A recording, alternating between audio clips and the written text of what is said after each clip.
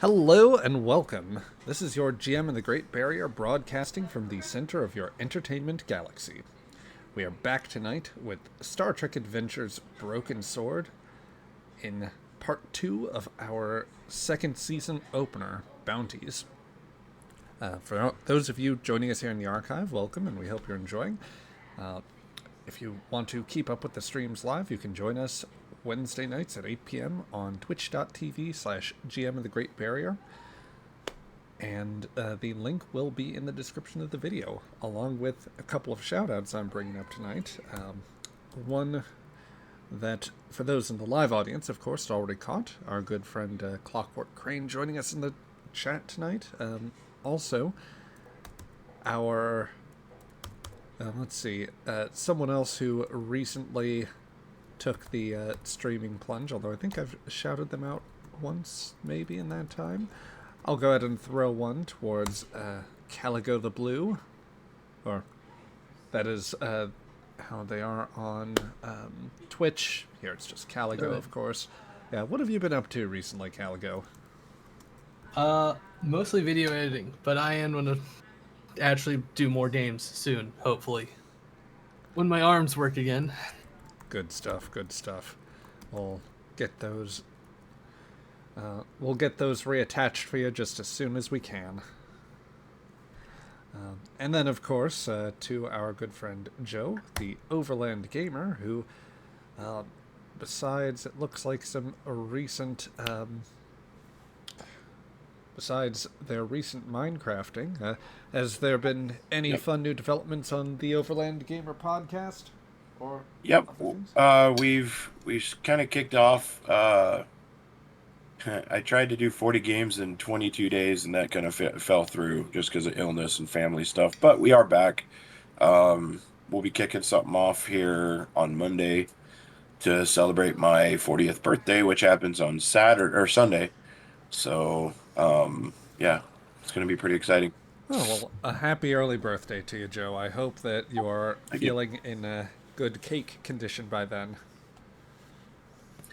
I hope so. At least be able to have steak. I can't really have cake right now because of my diet, but Yeah, fair enough. I am pleased to tell.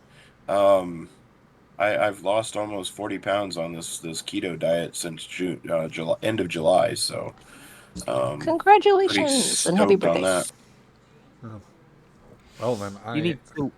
I wish you a very satisfying steak later on this week. I wish you I hope you don't atrophy. Yep. Besides the Twitch channel there, which will also be in the description for those of you in the archive, you can find the Overland Gamer podcast, I think, on your podcasting platform of choice. I will at least post the Spotify link, which is always the easiest one for me to find. You can always count on your GM to do the bare minimum of work. All right. So That's all GMs. yeah. So let's kick things off and sorry, it's dwelling a moment on the bare minimum of work and hoping that just yeah, we'll cross that bridge when we get there. Anyway, so when last we left off, the Yan, our Raptor class vessel and the hero ship of the show, has pulled in from a long haul at Warp Drive after having traveled to the other end of the Klingon Empire and accomplishing all manner of jobs which had brought you some modicum of success, some wealth, but also came at some cost in terms of immediate injuries and slight damage to the ship. Things that you are working to repair and are hoping to resupply for that which can be easily replaced. It has been quite the long haul, but you finally reached the system at the end of the last session. With the time that you had beforehand, you had the opportunity, of course, to resolve at least a few lingering tensions amid the characters, although some scars definitely remain. It's suffice to say, at least, perhaps Woe's in a slightly better place with the ship's doctor, who regrettably is absent for the session, but we have already set up. He is a very sleepy lizard man, and he is just going to be catching some Z's, as it were. Meanwhile, Traven is at least taking some steps towards doing better with Raldar. And Raldar is teaching his mutant clone table manners. Something close like that. We didn't say successfully. Anyway, let's go ahead and just pick up from where we left off. So, the Jan has entered the system and is approaching the planet, able to pull into a pretty comfortable orbit.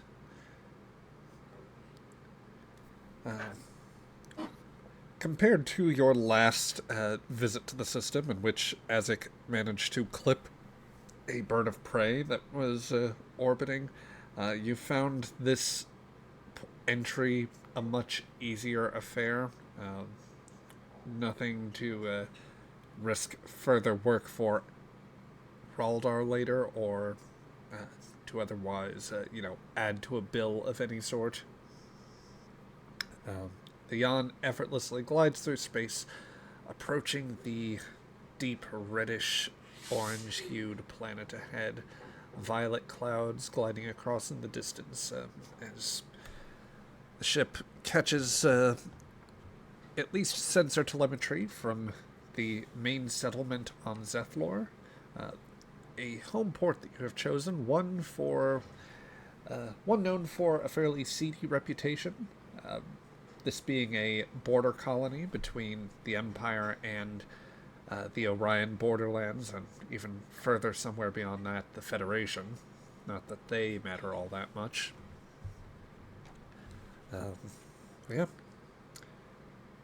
The few ships in the area are not doing anything to trouble you, and you are otherwise... this is as simple and straightforward an entry as you have had in a while. So let's move things over to the bridge and peek in on our crew.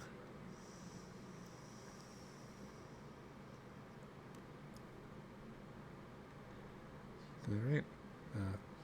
Captain, as Cheshire playfully bats around at some extraneous part of the hull, maybe one of the support pylons, somewhere near your feet. You are getting the clear telemetry ahead of you, showing that you're approaching the system safe and sound. How do you wish to proceed? Vopri, have we clearance to land? I am putting through communications to the dockmaster now, Captain.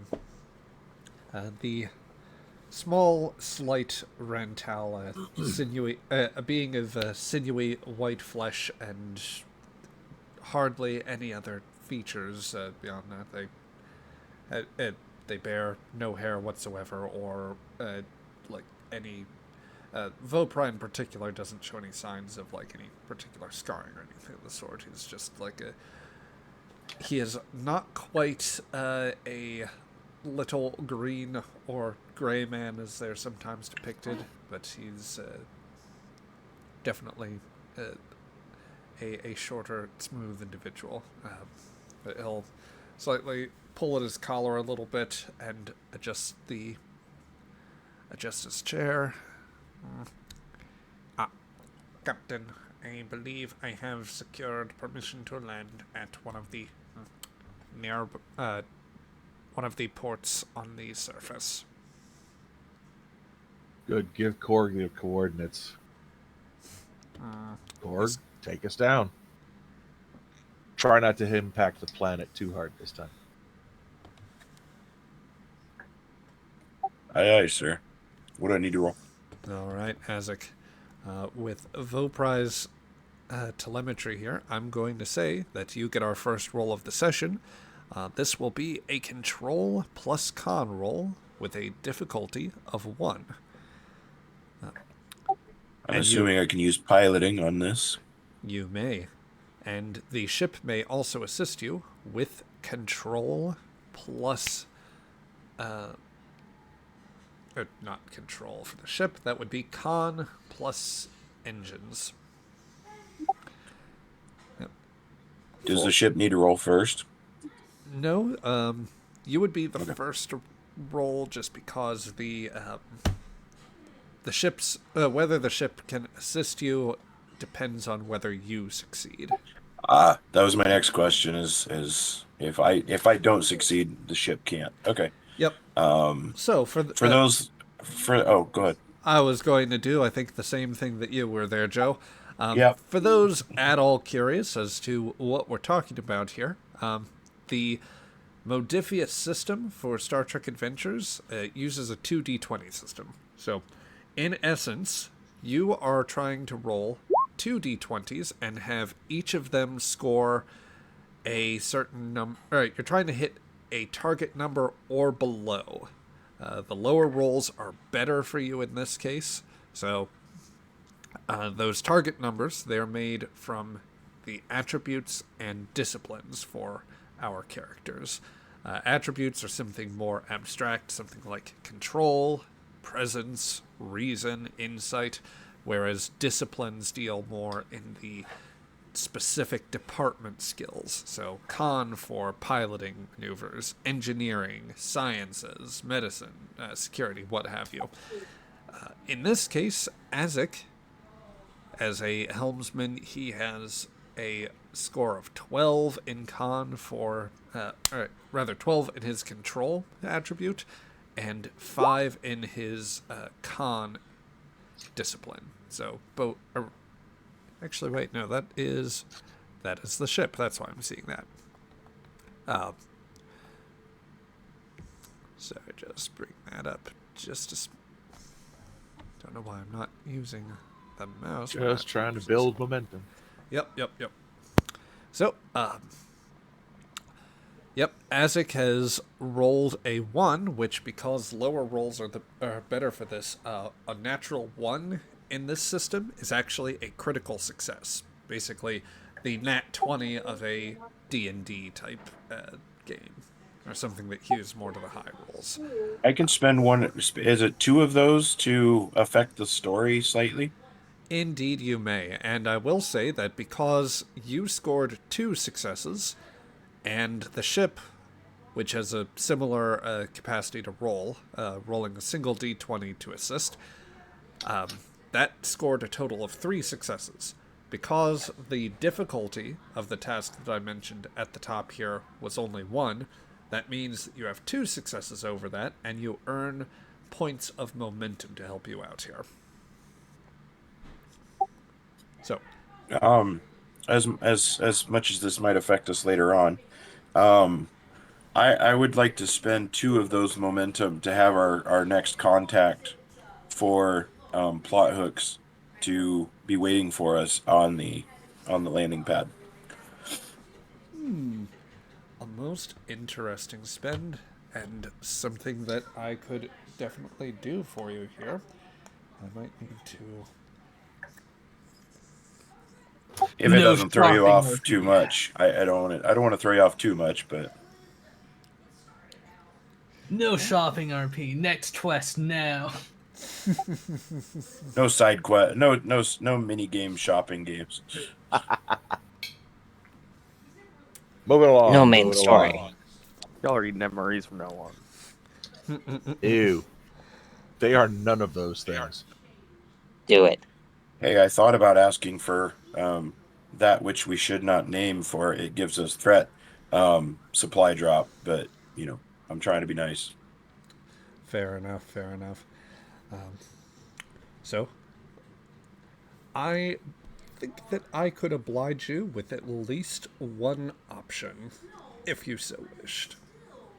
So we'll see how that pans out here in just a moment. Let's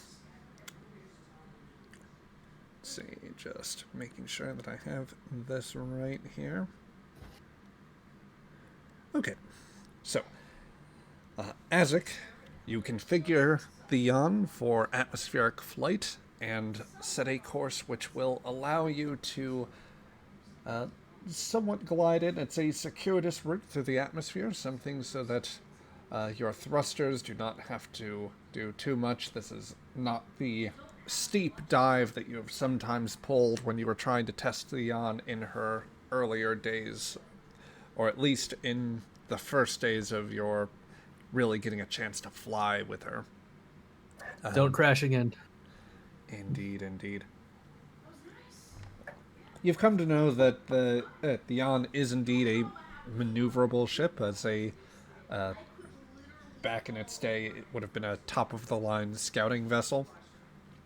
And indeed, the captain and Raldar, having largely rebuilt this ship and fixed a lot of its systems, have gone a long way in terms of fixing up the...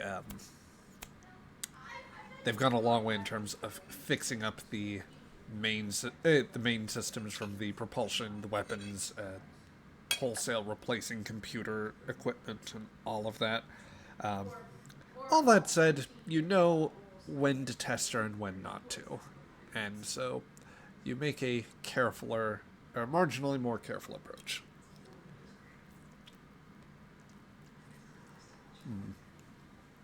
So, Captain, we are making our approach. We're smooth sailing from here.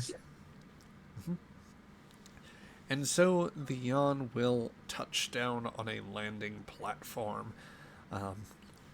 As you clear your way through the clouds, you see the same sort of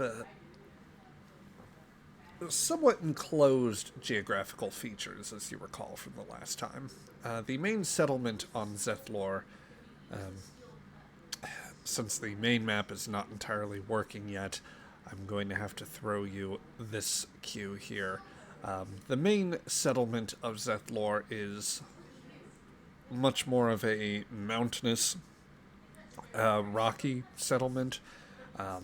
The landing platforms are a little ways outside of the city, such that they essentially follow a narrow path between the landing strips, which are set up in a not quite a box canyon. It is larger and wider than that, enough to accommodate half a dozen platforms for ships of varying sizes. Some as small as shuttlecraft. In the mid-range, it would be more accommodating for either a bird of prey of the day, for those that are able to land. The Yan would fit in this size as well. There are some platforms that manage to be larger. There are a few craft that would probably be as capable to touch down. You would figure that's more likely for the handful of cargo ships which are designed for atmospheric landings, or at least to set down cargo for that. With the ubiquity of transporters, they are a rarer sight. But you are basically going to start off with a glide over the settlement, which, contrary to the lighting here, I'd like to think that it's actually coming up on daylight here, and as you sweep over the clouds, any visual indicators that you get would actually suggest the mountains have more of a grayish-white hue to them from where the sun catches it. The day is, it's slightly cloudy, thus limiting when you can get a full view of the settlement below. The mix of tent-like areas, larger buildings, some of them older prefab structures, others more established, built up in a traditional Klingon style. Some buildings that have a more alien sensibility to them, probably because the Zeth'lor colony as a border site allowed a number of others to basically settle in the area. So, all of that said, let me start you guys off somewhere besides this set here. Just find a landing platform. No, we've got it around here somewhere.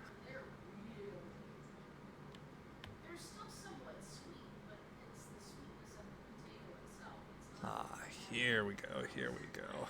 Let me just pull you guys over to the next shot here. Well, one Roll20 is moving, but the other isn't yet. That's strange. Are you guys seeing the next set, just to double check? No, Okay.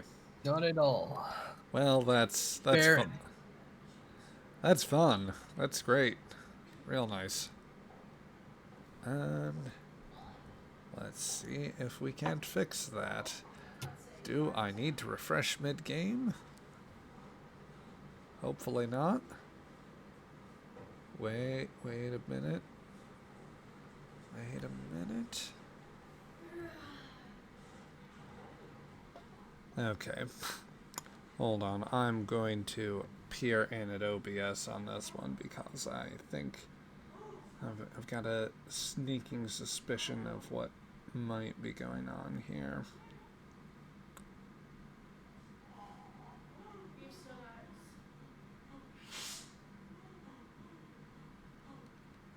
Okay. It's them darn Antarcticans again causing internet issues. There we go. Racist. All right, let me just slide things down. So, the Jan is able to slide into one of the medium-sized docking platforms in the nearby facility, and with that, the thrusters begin to finally kick down. The landing, the docking. Rather, what am I thinking of? What is the noun which eludes my thinking? Docking bay platform. What are you trying to figure out? I was thinking more of like the struts. That's what it is. Landing struts come down. So, yep, the yawn has set down, and you are free and clear to disembark. So, Sweet nuisance. Let's see here. So, yep, as the yawn sets down, Azek's gonna look back at the captain to make sure he didn't fall asleep because that was such a smooth entrance or landing. Captain, we have arrived.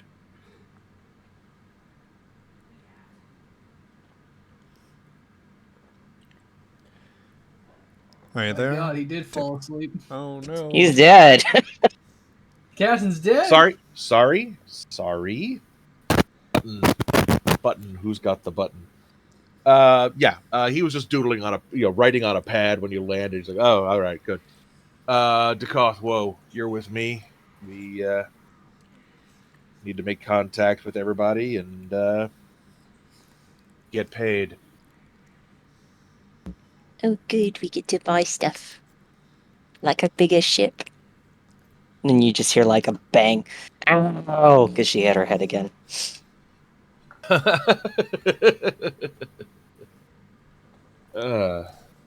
Raldar, we still have some hull damage. See what you can do to fix that. I think I still have some money, some cash left over from the dilithium haul. If not, go cash in some more of the dilithium down in the hold. Understood, Captain. Get that fixed. We could sell tickets to see Tiny. Don't tempt me.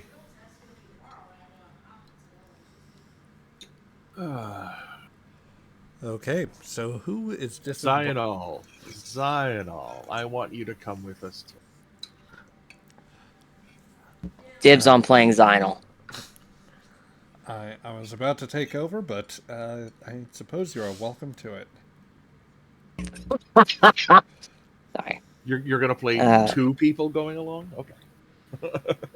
Yes, well, what's the difference? I always play 2 people, Captain. Ah.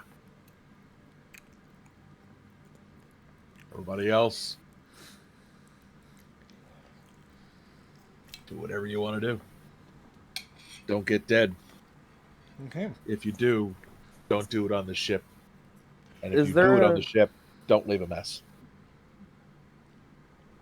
So, a way for me to communicate to the bridge in the mess hall? absolutely, there is an intercom system. I'm gonna go on ahead and tap it. Captain, do you want me to make a list of things and go out and buy it, or do you want me to wait for you to come back with the money after you've spent everything? I just don't know where food is priority-wise. Food is always a priority. You're going to need to get several more targs to put them in the targ pit. Take someone with you. You're too human looking, Take that as a and you're compliment. still squishy. So take someone with you for protection and respect.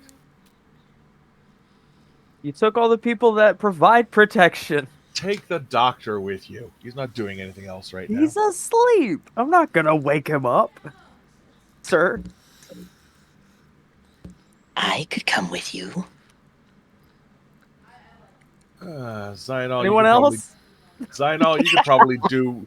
Zionol, you could do what I need you to do with us or without. We need to upgrade some systems. I want to upgrade the sensors and the shields. I need you to find out what you can about finding some parts for those systems that aren't going to cost us several people's arms or legs. Ah, you want cheap labor and cheaper parts. That I can I want functional parts. And certainly not Yes, ones of that are course. going to overload any of the other systems on board this ship. I wouldn't dream of it. You see this man scurry away. Captain, with permission, I'll go with Traven No, as long as we Zionol's going end to go with him. as long as we end up at the tavern after. All right, go with Why don't they all Zionol. go? Go with Zionol and Traven. Get Can we some take targs, Vopri get some too? food. No, Vopri is not leaving this ship. Upri is not expendable. Not at this port. No. Too dangerous. I appreciate that you are not forcing me to get out of the ship. No. Kelsha and Bahan, I guess you're the last of them, so I'm going to actually have to ask you to stay on board and make sure no one tries to tow us away. Boss. Got me pain stick. Ray, would you Cause some pain. Ray, would you mind terribly if I played a character that is usually your own? Yes, do it. I know you're gonna do it. You know, they're not the last of the people that are here. The comms from transporter room Ray opens up. How little you think of me, Captain.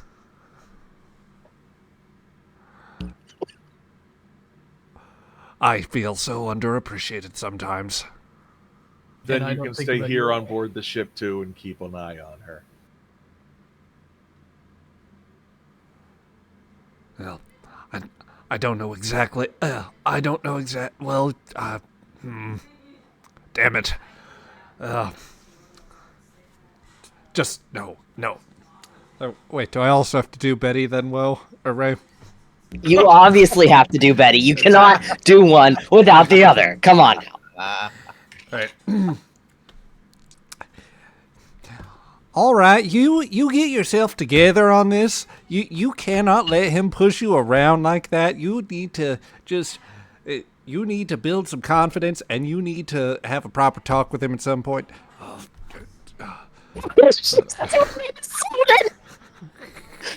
She's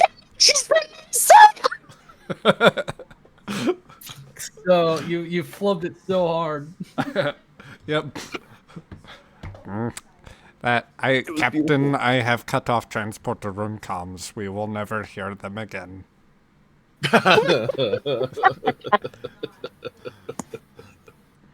I can do a passable croaker. Less so, Betty. Oh God, that hurt my vocal cords so much. Now that I'm back to normal. Ugh. It hurt my Are brain. you good? So, yeah. Are you good?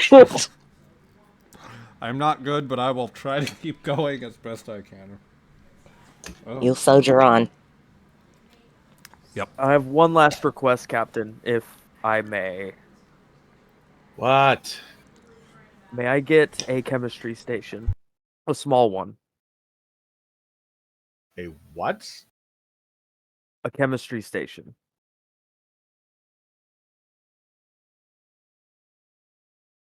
What is it? And what is it for? It's science tools. It'll allow me to inspect water if needed, other chemicals. I can even go so far as to inspect some type of plants.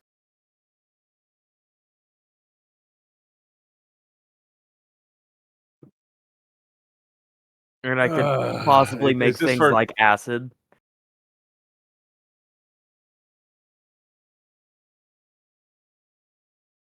I don't know if that's necessary, but fine. I suppose. Lionel's head pops in the room. Did you say you could make acid? And poisons. And poisons, you say? Well, come with me. Let's go. Tabak has peruse his the face local in his markets. hand. Tabak has his face in his hand. Kayla, save us.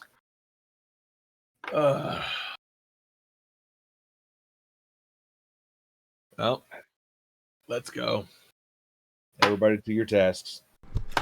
Okay. So to double check, just to get the above board thing, because I want everyone to be able to go out and do things. Who would like to disembark with whom? So, Captain, you were obviously going to start off by going to, I think, it would at least be a trip to the House of Iniquity in order to claim. Yeah, to make to find my contacts and tell them, tell them jobs are good and get money. Very And well. for that I was taking Woe and Dakoth. Well, not to. Let me just check one small thing here. First and like Dakoth, I think would be easy enough to send out. Ray, would you want Woe doing any other things in the port? Oh, I was gonna have her look around at local merchants for a gift for Kresic after they got paid. Yeah, we can have her go with you to the port, and then you can go on for once you let's say once you get to the House of Iniquity, if you want to split off, that'll give you the lion's share of the marks, as it were, or the Darsex. So you could So to speak, Lion's share. Also, in character, I want to talk to the captain really quick. Captain, do you really think sending Kresic is the right choice, especially since he just entered a slumber state? What? You volunteered Kresic to go with Traven, or was it the other one? Who's the other one? Well, Cyanol is going with Traven now. What was the other one? There was another crew that were going out. Yeah. Azek. Mm. Okay. Where was fucking Crescent going? I heard someone say No, it. I was Oh. someone had already said that he was asleep. So Okay. Sorry, yeah. ADHD. Fair enough. Sorry. Rolling that back in. That conversation did not happen. Mind your own business. All Push right. the button. While all of that is going on, so let's see. Caligo, did you want to take Raldar out to the port as well? Well, I'm sure I'm going to have to go out and purchase the material, so I'm waiting for our bank account to actually have money in it. Indeed. Well, like we I said, we still also have the dilithium in the hold. We could probably turn some of that into more money and get what we need. Yes. That'd be a fair proposition, so far as all that goes. So that way you could have fun with the bank. Yeah, and fix our problem. Yes. Okay. Well, then that should be totally manageable. And you do have dilithium that you could probably offload in the elsewhere in the port, so you could very easily manage that. You might at least be able to start coordinating with local engineers here and get effectively a quote on the what you would need to get the hull repaired or remedy any other breaches. All right. I'll get on to that. All right. And then let's see. Azek, we have you and Traven going out together. Let's see. And Cressick is asleep. I think that everything works so far as everything there should work then. Okay. So let me just... Sorry, just getting my tokens all together here. Let's see. So, yeah, I guess everyone will start making their way towards the ship's main elevator in order to exit, unless is there anything else that you would want to do before everybody heads out?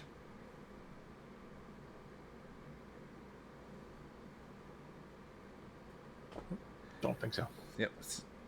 Seeing none. Well, hold on. He'll put on his armor and get all of his weapons and toys. Copy that. With the bit of armor, just in case we don't have it for you here, Tabak, that will be... you can add 1 point to your resistance, or you can set your resistance to 1, so any... My resistance was already at 2 for the armor, if I recall correctly, because that had been established. Right. In that case, just leave it where it is. Anyone, for everyone else, are you bringing standard weapons? Is anyone bringing anything fancier to this? I think that if I remember right, you do have... let me go back and take a look here. I'd like to make some snacks for Azek, very specific snacks. What could they be? Yes, what could they be? Yeah. You want me to say it? Because I can say it. I mean, We'll set it up when we get to that scene there. Traven can produce them from his pack at that point. But yes. Is anyone bringing anything special besides a disruptor pistol, essentially, weapons-wise? Yeah, my mech left. Okay. Mechlets And the for Ducktag. the basic melee assortment for the captain. While the ship is quite devoid of grenades, you guys also do have some disruptor rifles, the plasma repeaters, the spears. But yes, you've definitely expended all of your grenades at this point. Think. Yeah. But yeah, that is the question. Basically, is anybody taking anything larger than a pistol or a larger blade, thus necessitating escalation? I think I'll take a spear to walk around with. I like that, and I'll definitely allow for that for the 2 threat for escalation. But that does mean that everybody can carry spears or rifles, for that matter. Interesting.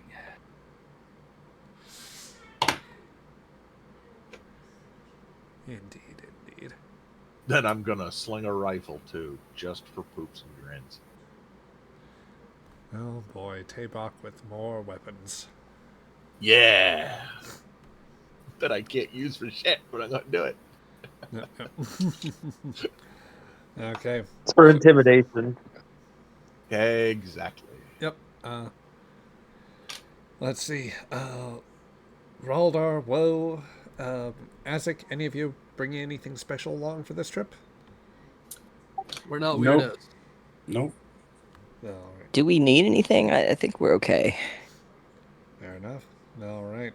We are weapons. Extra coins for the jukebox at the tavern. We are the weapons, mister.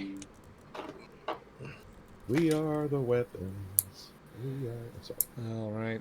So, yeah, with that, you exit out of the ship. I'm going to ask, let's see, the groups as they are, that would be, I'm going to ask Captain Raldar and Azek. I want the 3 of you to give me a single D20 roll, and I'm going to say that the low roll is will get priority here. I voluntarily roll a 20. Fair enough. Too bad. Roll. Azek.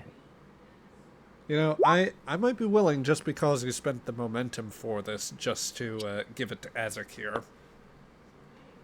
That and the 8 is a very low roll. So,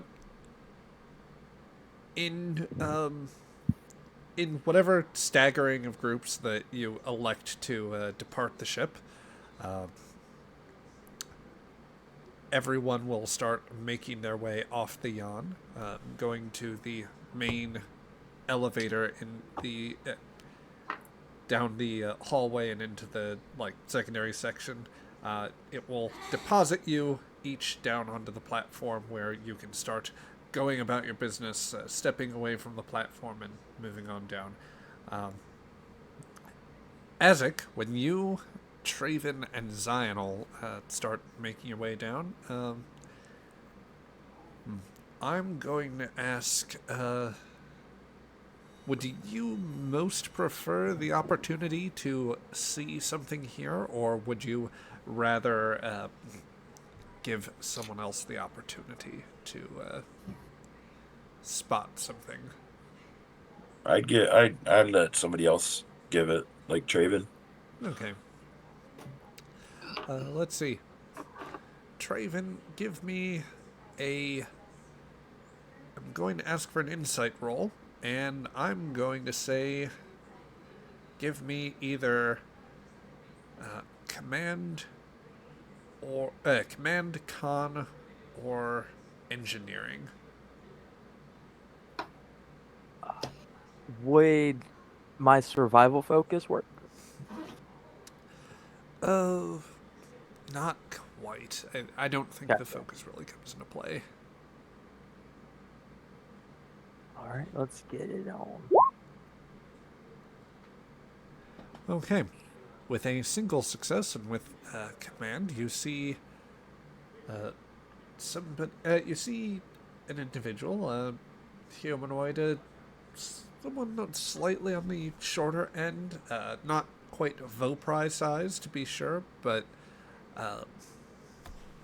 some individual just wandering about wandering about the docking platform. They seem to be carrying a container about, and they're very heavily garbed. A lot of browns and grays kind of wrapped around in different capacity. You can scarcely make out signs of a head or face or anything of the sort.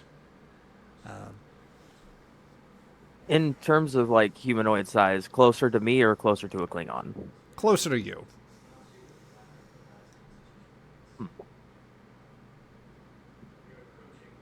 Hey guys, you see that guy over there?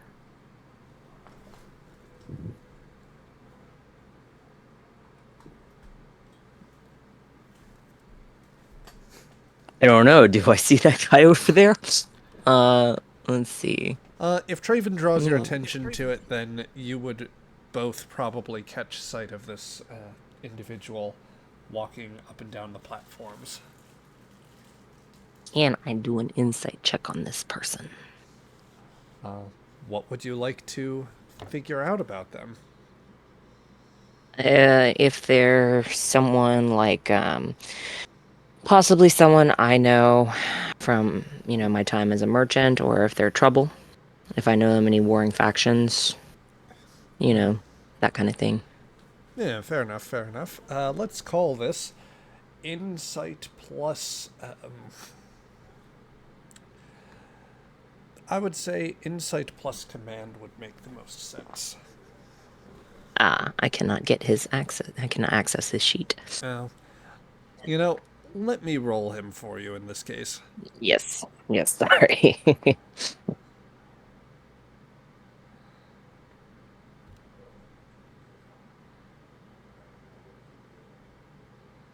Okay, no applicable focus here.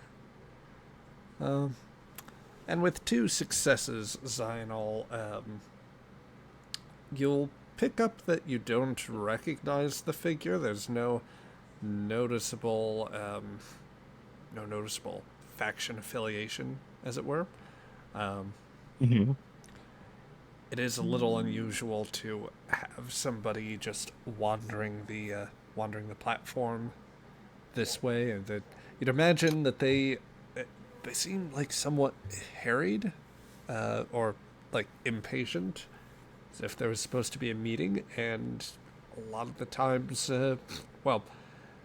someone who is sufficiently in the know probably wouldn't be so sloppy as this, if there was something illicit about it. On the other hand, poor souls can be tasked to things all the time.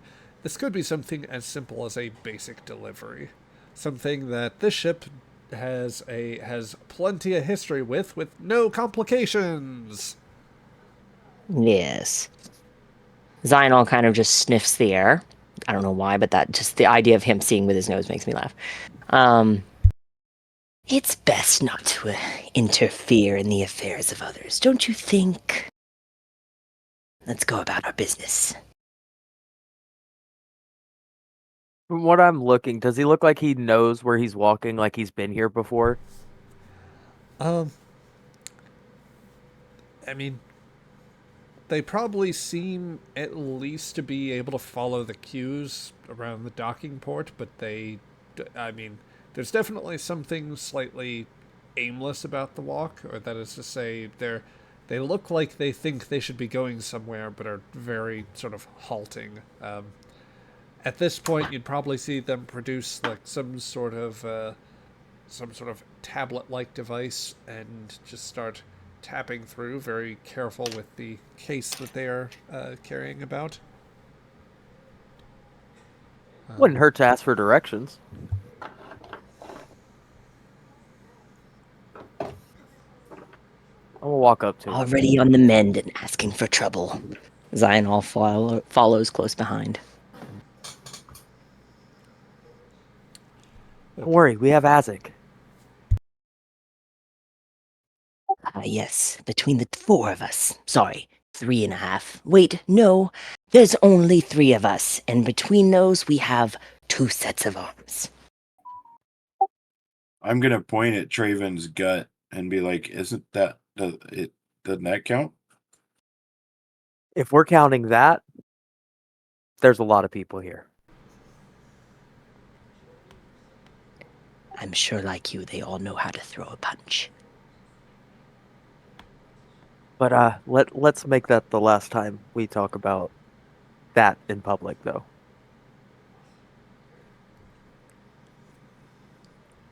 Okay. All right. So the 3, well, depending on whose calculus you're going off of, the 3 to what? The 3 to 10 people that might be present at this moment, disembarking from the ship, approach a bedraggled person further down the landing platform. I'll go ahead and put you guys on the screen here so that people can see them. Oop.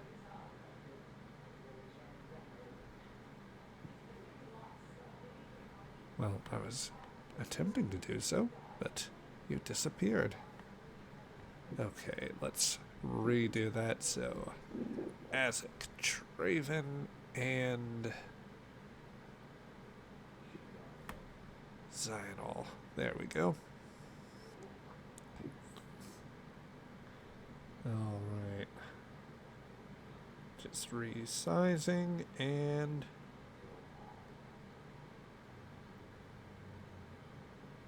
visible. Yeah. Azek's just a little small. Let's bring that up. Okay. So, yep, the 3 of you enter the screen. You approach a bedraggled individual, looking through the pad, pick up the containers. They see you approach. It's like, oh, I'm sorry. Was this supposed to be landing port? I'm sorry. I thought it was the other landing port over there, but I must suppose I got it wrong initially. I presume that you're my recipient, he says. I look at Zionol just to see a reaction. Is it a yes or no reaction on the face? You see no reaction.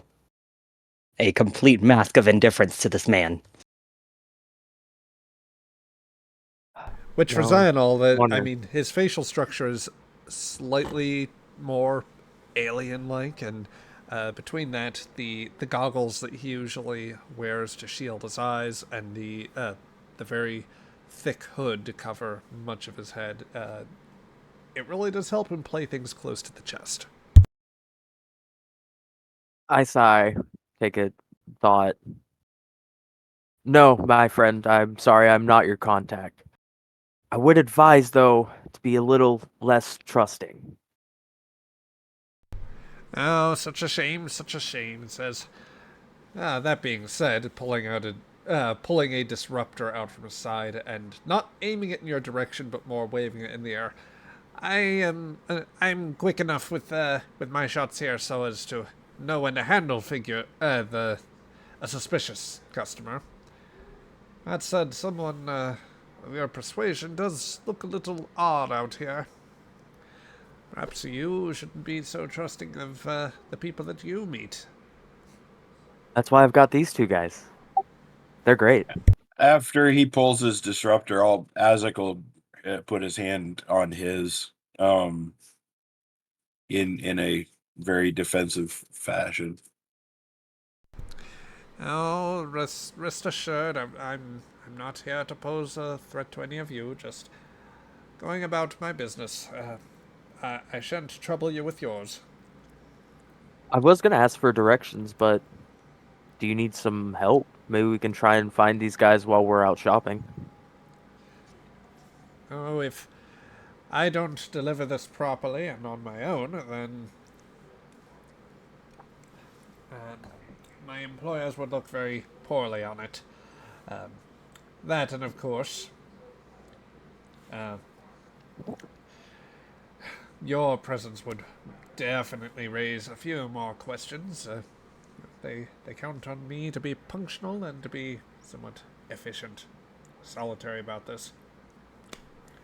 If they were to get across the idea that I were lost with the whatever you bunch have going on, then, well, I wouldn't be doing my job properly. What is your job, may I ask? Oh, just a delivery man.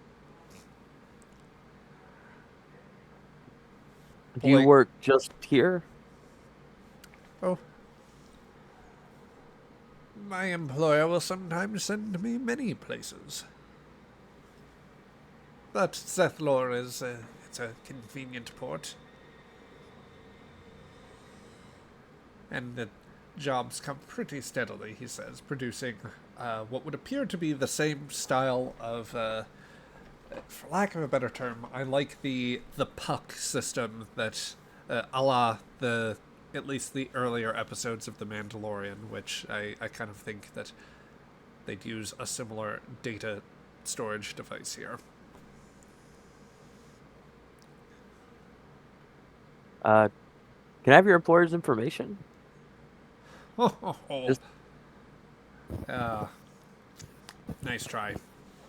No, I mean for employment, or perhaps we could use his business in the future because we do need transportation of goods every now and then. Look, if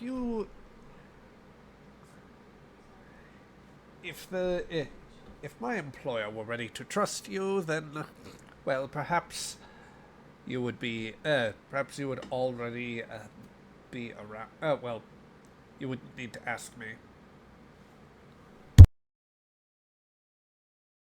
How does one earn your employer's trust? Just curious. Generate the right kind of attention. And then, maybe, they'll take some interest in you. Give me an example of the right kind of attention, if you wouldn't mind.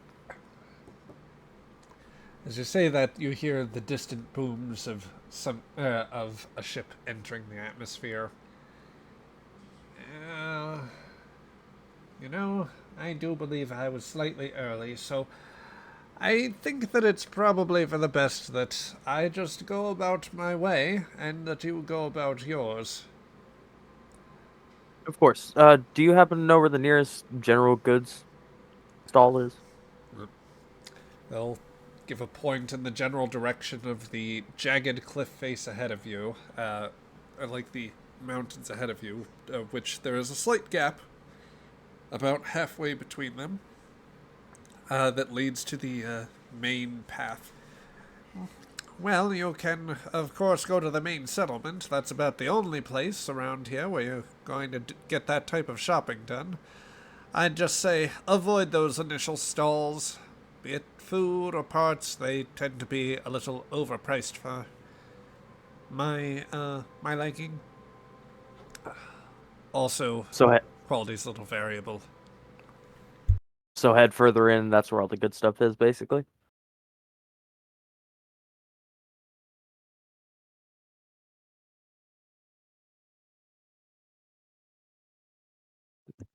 Did we just lose the GM? You'll want to take a right going out of those stalls and maybe, I don't know, dozen calichems perhaps along the way. You'll get into some of the really nice things. Thanks for the tip. I'll catch you around, maybe? Who knows? I wouldn't count on it. And so your the first quest opportunity you had walks away, container in tow.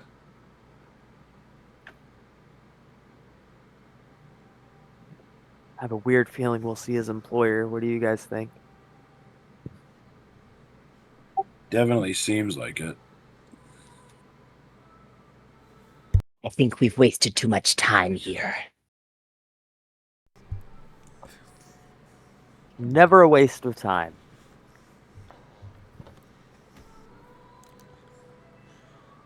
As long as you're living Your life to the fullest. optimism. Mm, your optimism is contagious. Hopefully, that's the only thing. I think so. I don't I- think you can catch bad arm. If I were NPCing, Zional has already moved on. This man is getting sick of this shit. yep. If I were NPCing anybody, then I would say, well, technically, Traven kind of has parasites. Only the one. And Boo! it's more of a symbiote. You can't eat them. They're riddled with worms and parasites. That's enough of that. We're not eating Traven. Making a Hobbit reference. Sorry. Yes. Yes, yes. So, yeah, you set about your way. Let us touch base with. Let's go ahead and take ourselves to the Den of Iniquity. So, let's see. We would have. Oh, we almost had everybody exactly on the page as required. I just need to. Let's see. I'm going to resize the map a little bit here just to bring that up a bit. Then Woe, Tabak, and Dakoth. So, the three of you, having made your way through the, made your way off the ship some time ago, have already crossed many of the paths of, you've already crossed through many of the paths, the initial set of stalls that are that are located through the initial opening. Zeth'lor, the settlement itself, first just for the visual cue, I'm going to put us back there for a moment. Let's see. Where's the proper fire? Let's see. There we go. All right. And for some reason, Kresic and Traven are still visible. Let's fix that there. So, you've already made your way into the burgeoning little town that's sprung up there. None of the buildings are particularly large as you enter in, although you see there appears to be work in the distance on something fairly large and circuitous, or rather circular. But not much to speak of there yet. Your main target takes you about halfway through the settlement, and against the jagged mountain faces, where a one of the taller buildings, something large, dome-shaped, fairly well lit, and with signs laid out in Klingonese and the Orion Standard Language. Denoting the Den of Iniquity, the first place that you had come to and taken on jobs when you had arrived on Zeth'lor. So this point of contact, it is definitely a seedy feeling place. And as you enter through the main doors, an Orion bodyguard will, of course, be there at the front to say, "Oh, welcome to the Den of Iniquity. Is this your first time in the facility?" No. All right, then you should know rules remain unchanged. There is to be no conduct of hostilities here. Not to cause much of a scene or otherwise give us a reason to need to intervene with you in any regard. Right. Yeah, we'll just sit quietly in a corner, mate. You don't gotta worry about us. Yes, yes. Get to move on then. And they'll wave you through. Just to check, Joe, did you want to play Decoth for this scene as well? Yeah, I can. Okay. I was gonna say, if you feel your voice is giving you some trouble with it, then I have no problem. Should be Okay, good. I apologize. I just lost signal for a good 30 seconds there. I apologize. I missed pretty much everything. Well, you're all good. Basically, Orion bodyguard stopped you as you were coming in, basically giving you the rundown. Don't do anything stupid. And yeah, pretty much. Has he met us? This is a different person from the first bodyguard that you had encountered. So the first face you met was not Dasana's. It's okay.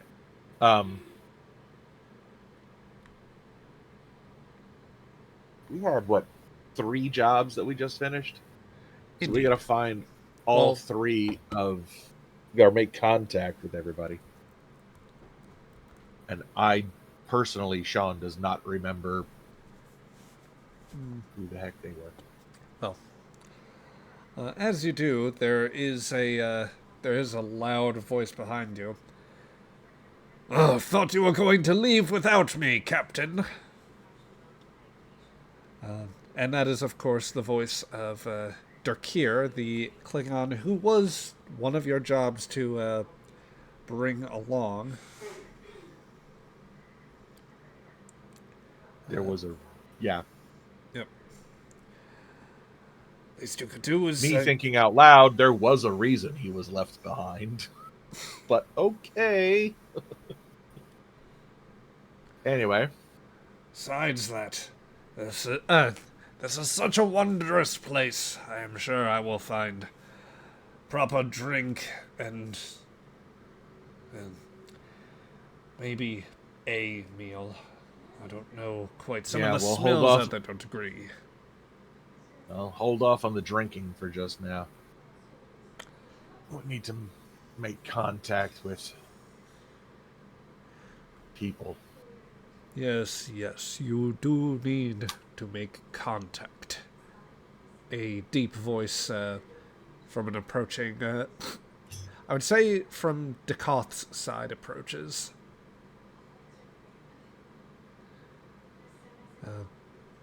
As you look over, there is an older Klingon, a hook by the look of him, and at that, someone that you spoke to some months ago, Captain. Mm-hmm. Oh, Bemots. What? I can't believe they sent you to a place like this. Oh, someone quite so stodgy. I can't even see you coming to life here.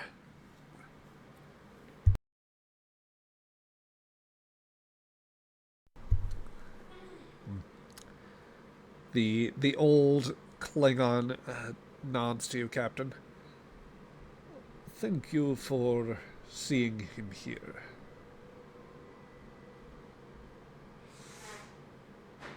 People tried to kill him before we got to him.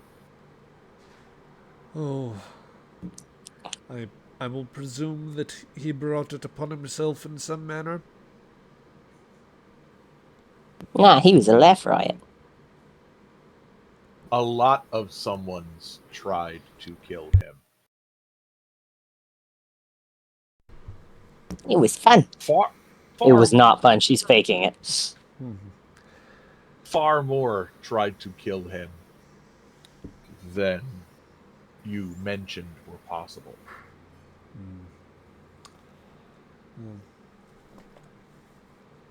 Evidently, he has been very sloppy of late. Isn't that right? He was sloppy drunk when we found him. Well, There's hardly any other kind to be on a dust bowl like where you picked me up from.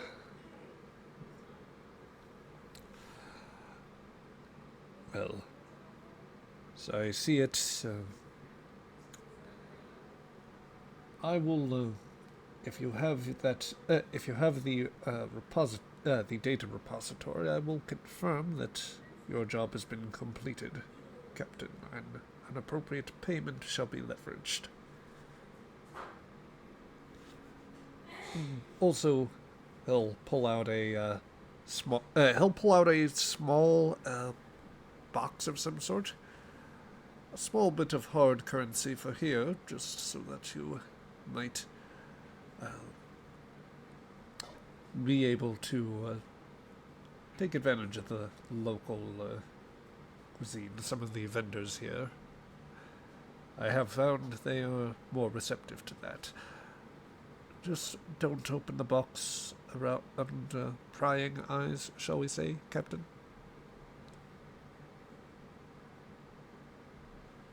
Take the box and just give it a little jiggle. Make sure I'm hearing the rattle of coinage. It sounds very much like it. Can we scan the box once we're out of sight? Certainly. You have my gratitude and the gratitude of our house, Captain.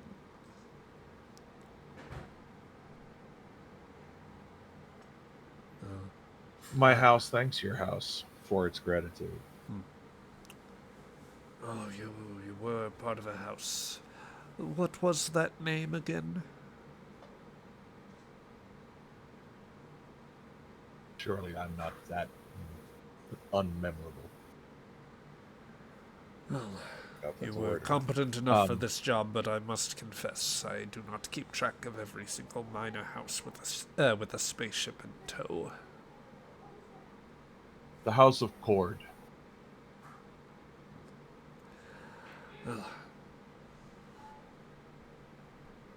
Do whatever tasks you do. Perhaps there will be more in the future. More opportunity.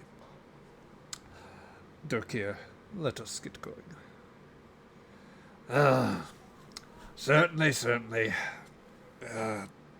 I would like to stop for a drink, though. We can do that on the ship. Oh.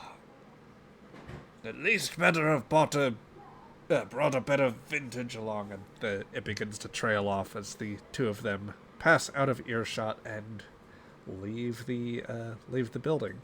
Bemotes, before he goes, will, for your part, when you produce the appropriate data recorder, will input a code so as to indicate that the job was, they recognize the completion of the job, and there will be a corresponding signal suggesting a release of funds of a sort. Thank you. So as they depart the den of iniquity, the three of you... Feklar's balls, I'm glad that man is gone.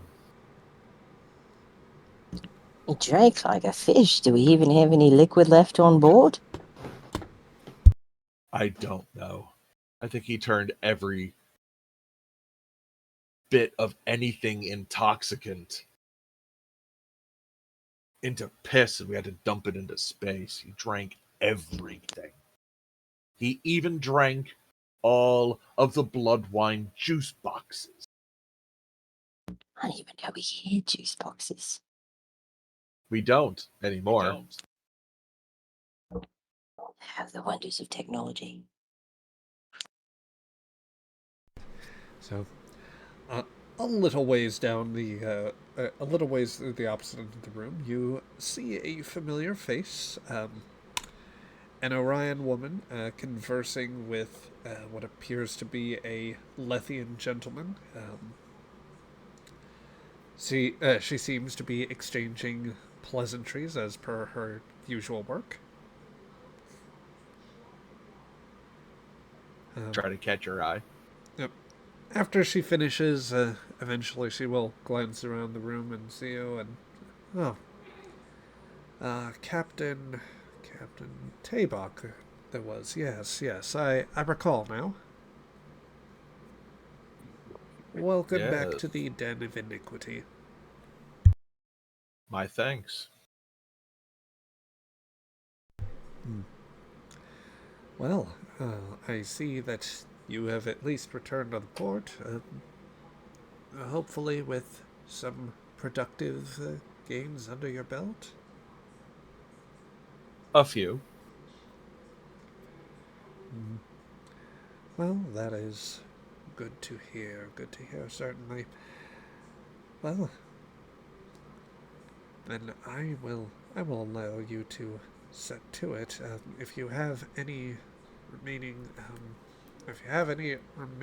sets of, well, if your tasks, if you have if you've completed them and you wish to relay any of the remaining data recorders right now, then I can set about at least getting those uploaded so that any remaining releases of funds can occur, and you can be properly rewarded for your tasks.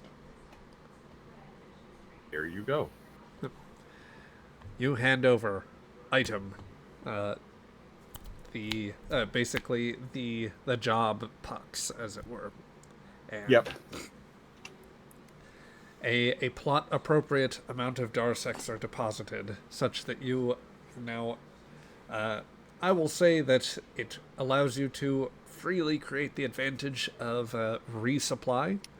Your torpedoes and other consumables may now be replenished. Likewise, it will enable free repair of the ship. All right. Good. So, well, yes, it is a pleasure to do business with you, Captain, and certainly feel free to engage anyone else that you wish. But I hope that, well, I hope you have a pleasant stay on Zeth'lor. And here. As pleasant as it can be. We have some repairs to take care of before we leave your pleasant planet. Yep. And she makes to start actually gliding off and turning about with much more of a word from you. Or without sharing further word herself. Figured as much. Woe's looking at the captain very strongly. Yes, well. Oh, I'm sure you have some gains under your belt, Captain Taybuck. Yes, just a few. That is the nicest you've been to anyone in months. What happened to no Orion women? I don't want anything to do with that. That'd Yeah, like, you voiced that, it that would be something like different. that would be like throwing a sausage down a hallway. Disgusting. Who wastes a sausage?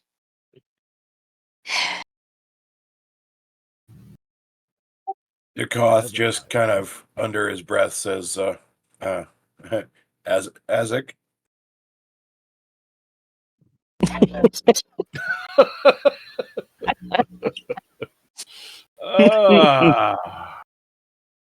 At that point, I take a table and call for blood wine. All right. For me and Dakoth and Woe. All right. Well, are you sticking around to drink the blood wine, or are you setting about your other goals? I think I will set about my other goals, but I will sip the blood wine as I go about my goals. I'm just taking the cup with me. I don't care. Yep. The Orion bodyguard at the entrance says, "This place might be open carry for intoxicants, but that's not a to-go cup." She eyes the. Is it like a chalice? What is it? Yeah, probably yeah. one of those Klingon mugs. She eyes it. Oh, you sure? Are you perfectly sure about that? You have to-go cups? He pulls out another one which looks virtually identical to it, but has a lid, a metallic lid and straw through it. Oh, you Got, like, do. plastic She lid takes with a it and straw. pours it into that. Quite, Thank you, oh gracious bodyguard. quite all right. Common mistake. That'll be just a few more Darsecs. Ask the short one over there. And she points to the captain. Yep. We're with him. Yeah, Captain, as you like lower the cup from what I imagine is a hearty sip of blood wine, you see Woe pointing in your direction, and just this big Orion bodyguard giving you like a death glare, or something just shy of that. Just shake my head and take another massive glurk of blood wine. Yep.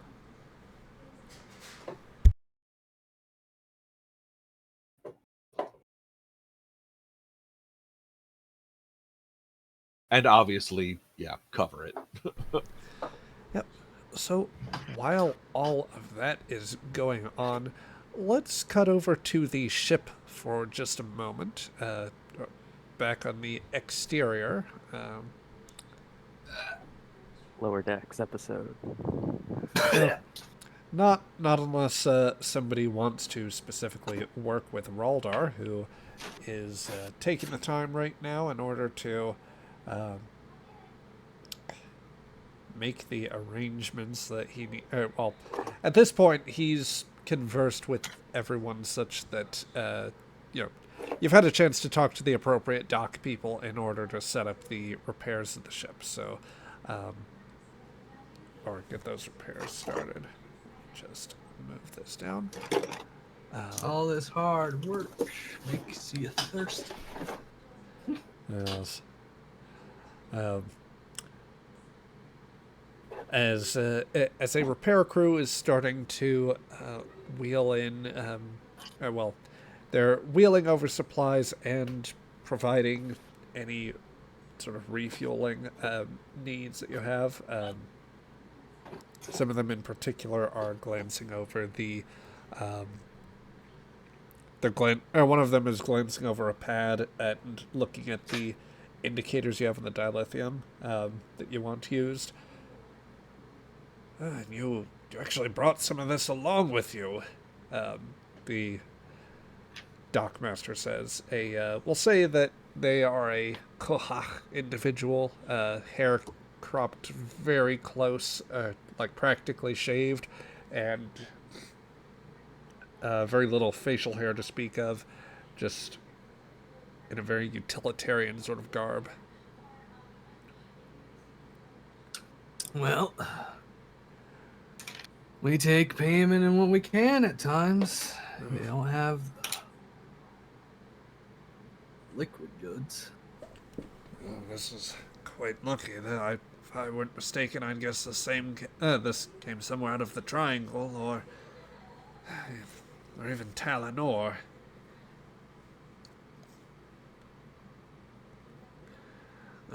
Will that be a problem for you?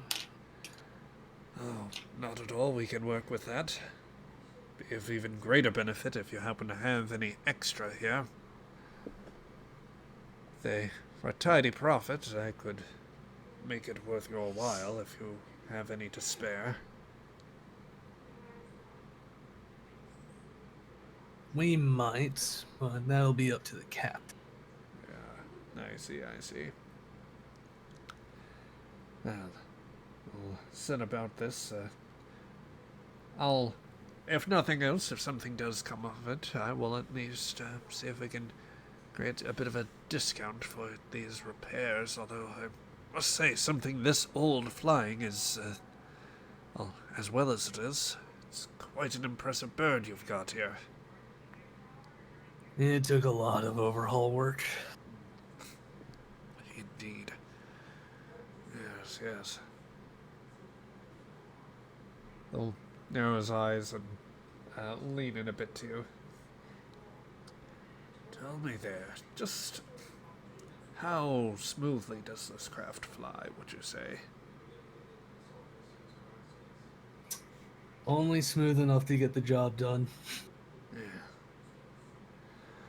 Well, I suppose you take what you can get. Pity These were supposed to be some of the most maneuverable craft of the day. I guess they never quite kept up. Oh. If you ever do have any desire to improve that and want to test that out, let's just say you might benefit from a little trip to Master Cal. Master Cal, you say? Yes, yes.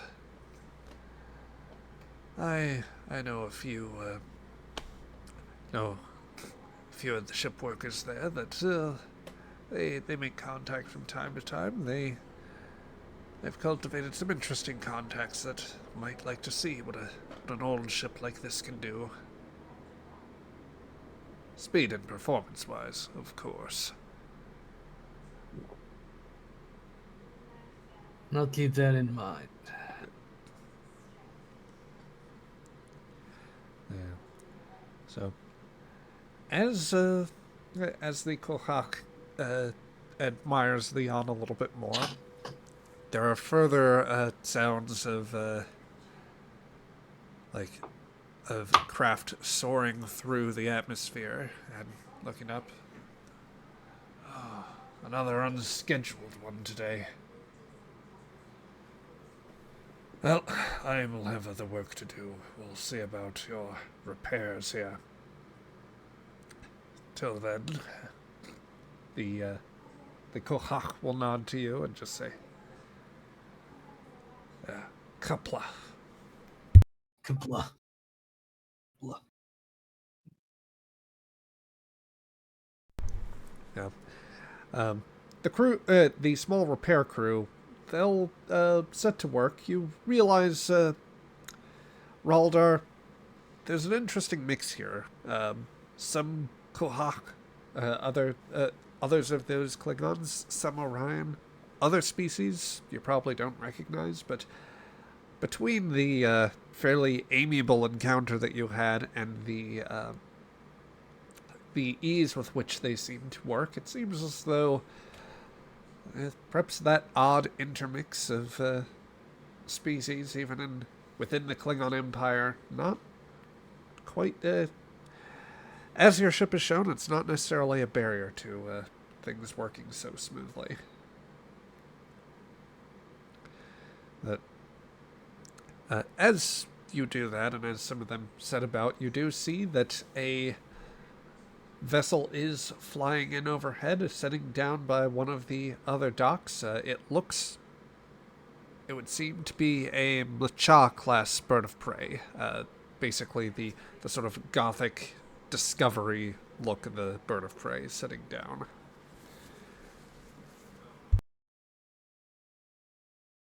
I see.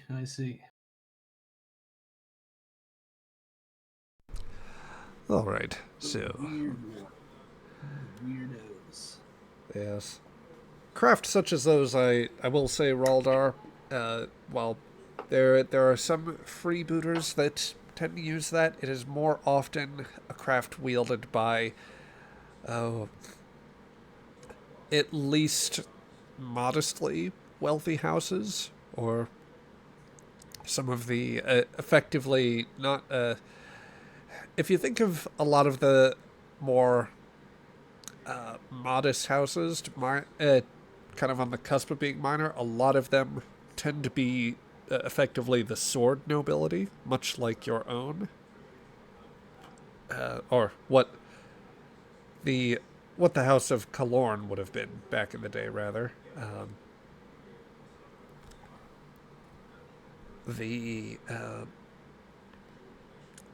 Let's see. Oh dear, the train of thought has gone out of the station once again, and here we are. Jeez, I'm so sorry, guys. Do you want to take this time for a little hydration break? Yeah, let's do that. Let's call just a very brief intermission and set the stage for some other scenes here.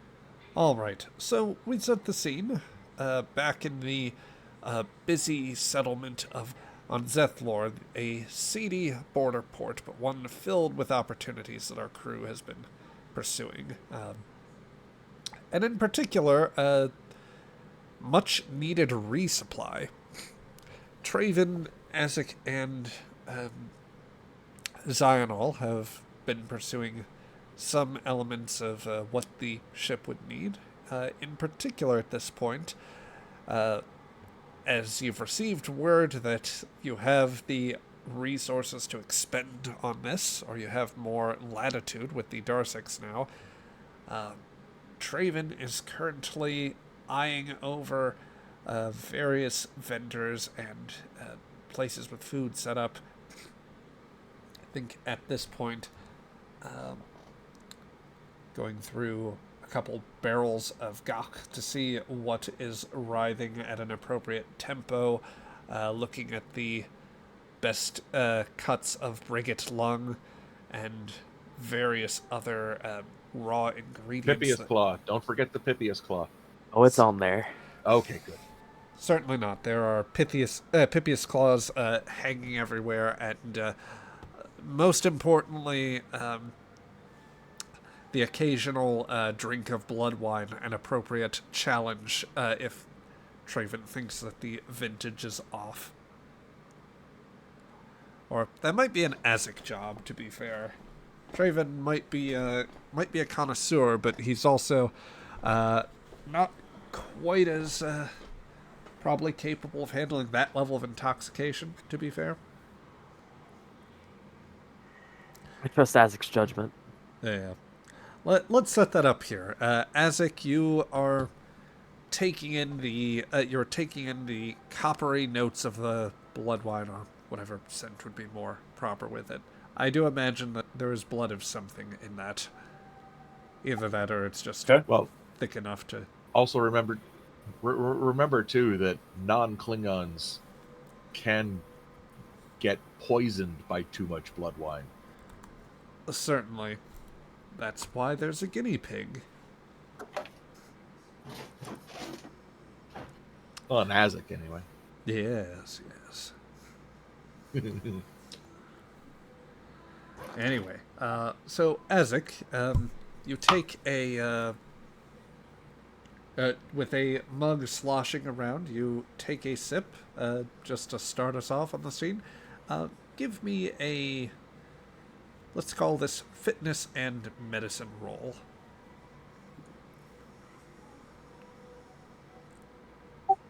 Roll 20 likes to close the sheets randomly tonight. That is odd. Fitness and what was it? Medicine, please. Medicine. We'll call this difficulty. You know, it's probably been. You're just sampling things, so difficulty 1. And I do not, as much as I drink, I do not have any focuses that will help with this. So, yay. Well, you don't need them tonight because you get 2 successes, which will earn you back a point of momentum. Got it. I'll let you flavor the flavor, as it were. Whatever you want to comment about how you think the blood wine tastes, give us a semblance. So it's you'd think or out of character, it would be something like a high vintage kind of thing.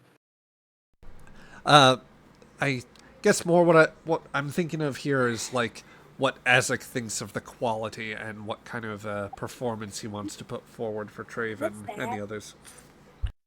What is it? All right. So Azek will take the tasting jug of blood wine, and he'll kind of swash it around a little bit, take a sniff, and admire the slight foam across the top. Take a little bit of a sip, and kind of work it around his mouth, and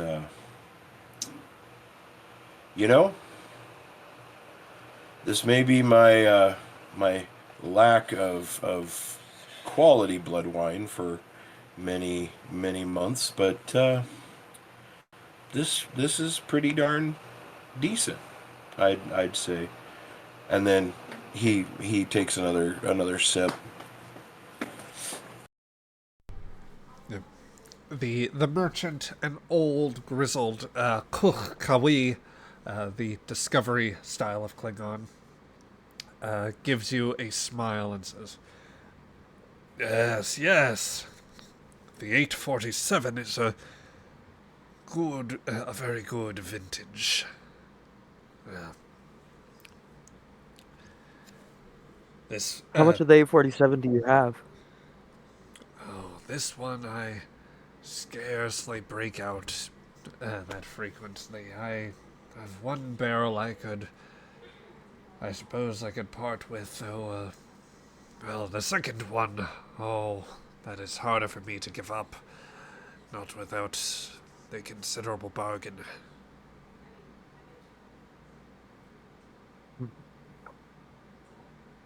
I'd have to talk with the captain.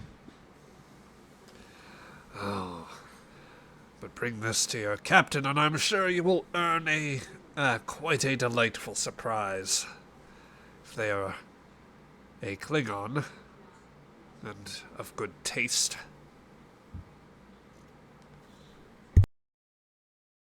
He most definitely is. Do you only brew blood wine? Do you happen to brew like Warnog or Fire wine? Oh, I have other vintages and varieties here. You won't find a better price anywhere else along this route. Azek, you like it? You drink that every day? I wouldn't say every day, but definitely frequently. I trust your judgment, my friend. I'll let the captain know that this is where we'll be getting most of our intoxicants. Sounds good to me.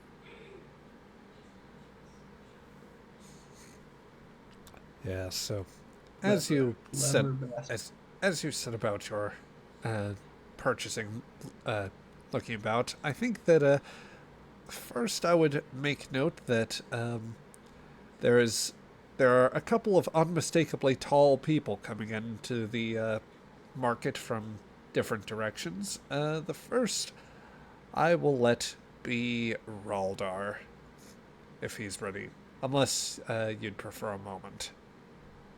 Oh, I can shot. Very good. Tell me, you said Raldar's already been looking for some of those, how did you put it? Implements for parenting, or...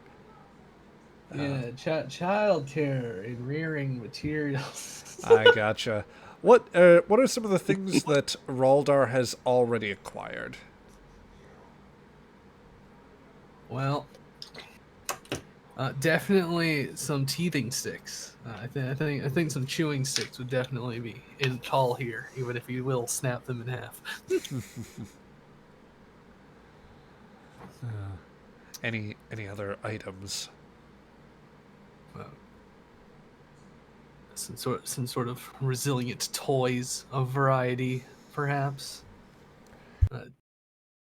Mostly looking for information, books, and whatnot. Gotta get him Legos.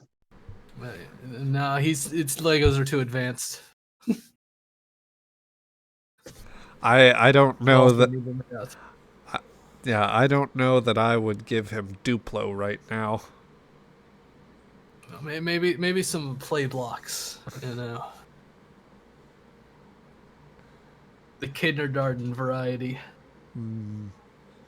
Lincoln Logs. Come on now. Who's this Lincoln and why does he have a log?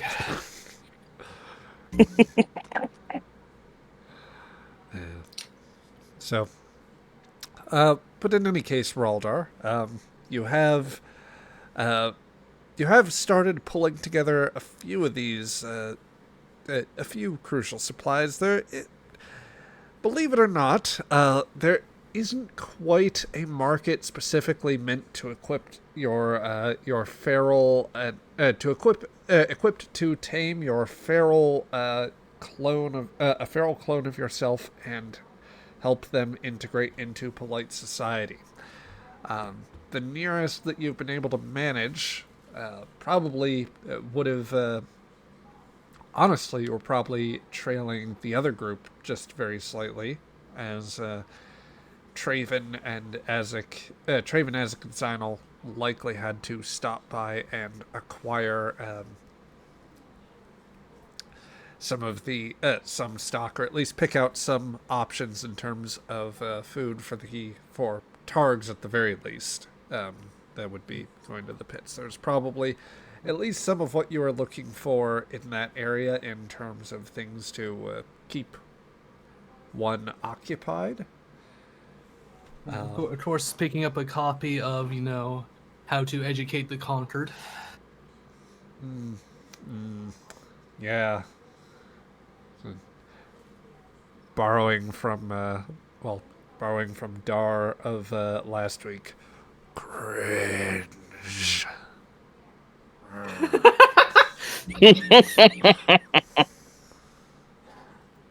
Oh, what? You're not allowed to say what something a Klingon would totally have written. Oh, they absolutely would. Dar just doesn't know any better yet. He doesn't know any better. Yes. That might be inhumane, but it's certainly not in Klingon. Look, Boo. Yes. Anyway, you do have some sort of text pertaining to managing the Jegpui, and Vopri will be none too happy to see it, I'm sure. well, he doesn't need to see it at all, so, that's his own problem. Indeed. Unless he wants to help. Oh no. As you are carting all of this around, you find that you are in more of a food-oriented market where, sure enough, as Traven and the others would have heard earlier on, this place is more reasonably priced compared to what you initially saw in those first stalls. There are plenty of options that could slake your thirst and otherwise tend to hunger. Indeed, it would not be hard for you to pick Traven Lex out of a crowd, as he is, you can probably see over a good number of these people, and in particular, Traven is just unusual for this bunch. Traven is Traven. Yes. But yeah, anything in particular you'd want to do whilst walking about the area?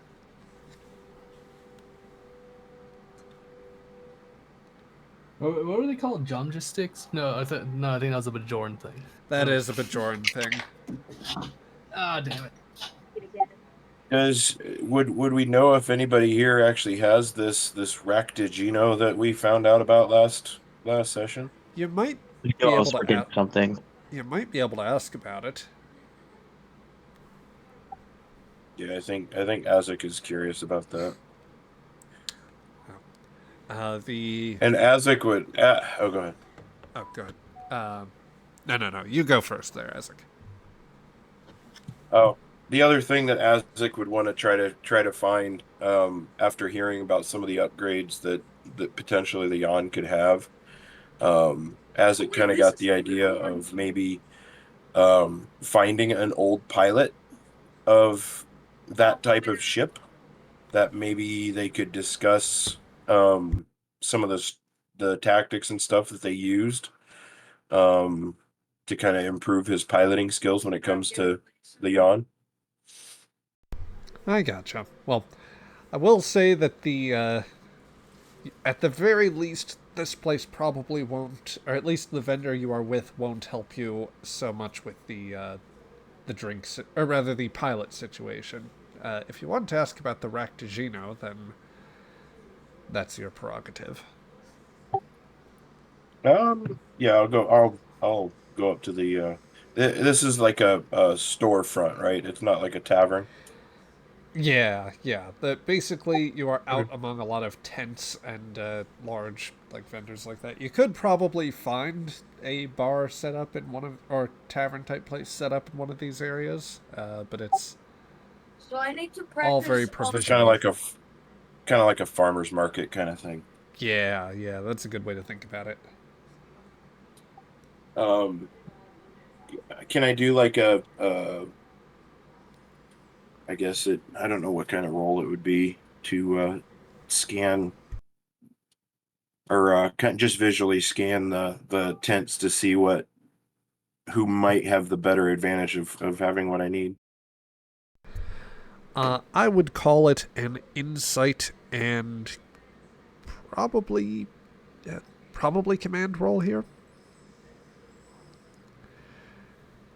I will set the difficulty on that roll up to 2, probably. Yep. Well, there's no successes there, so, Double failure. Yep. yep. Um, so yeah, I'll just ask some random person, Okay. or at least be of somebody who looks like they're a vendor. Yeah. So we've heard about this Klingon drink. I can't remember what sector it was in, but it's called a Racta something O. Ractigino? That's it. What do you know it who might have some of this local? The spirits vendor kind of like scrunches up his nose a bit more, accentuating the extra ridges that have been added since this Kali's surgical intervention that allowed him to regain the look.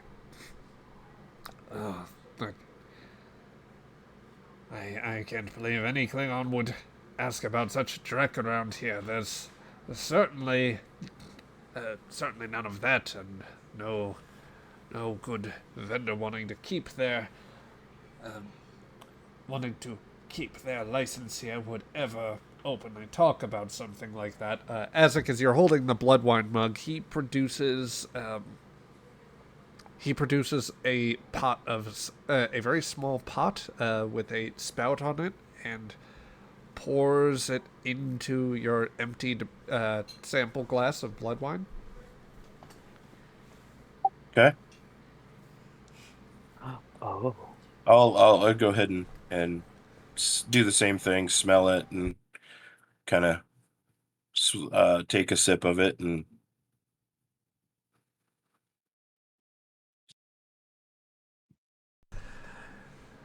Azek, you can probably tell from this that this is not the most freshly brewed pot, such that you have any experience with any sort of coffee-like substance, although I don't think Klingons would have as much, but they're even... Like, this would be the equivalent, probably, of something that is nearly a day old at this point.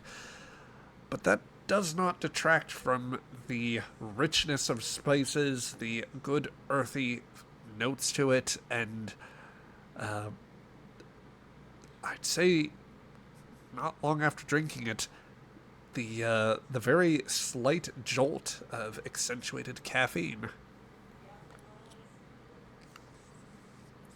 So it's like those videos where the cat sniffs catnip for the first time and their eyes just start dilating slowly.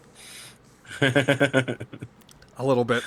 Azek, um, Azek begins seeing through time here a little. It's like, I foresee there is a future female Federation captain that will really enjoy this. There's coffee on that planet. There's yeah. oh, This is wonderful. And I'll pay him with whatever credits I've got for the pot of this, and I say that we will definitely be back to get more I, as he kind of twitches a little bit from the caffeine high. of my spirit, certainly there is high quality, and I will be glad to sell you those. For that is what I have: spirits and legal drinks, and nothing else. Yep. I'm gonna take a break. What is this? You'll forgive me. This is a very new drink for me. It is, and as it kind of is stumbling over his words, as the caffeine's just messing with his head.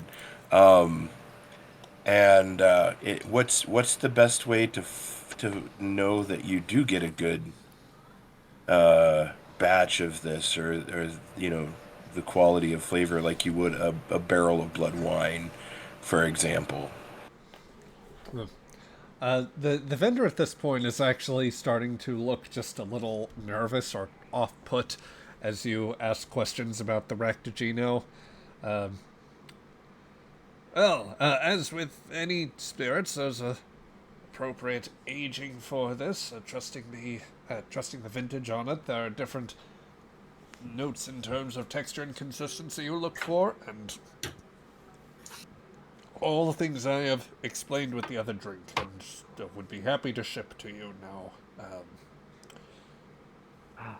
Yes. Could you possibly also ship the proper way to prepare this spirit?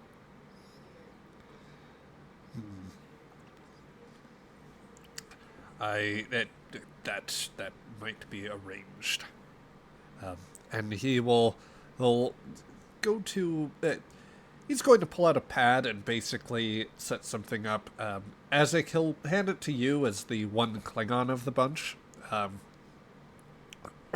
Basically, there's a hastily typed message in Klingonese establishing that he doesn't have anything to spare in terms of Ractigino precursors, but you are better off currently.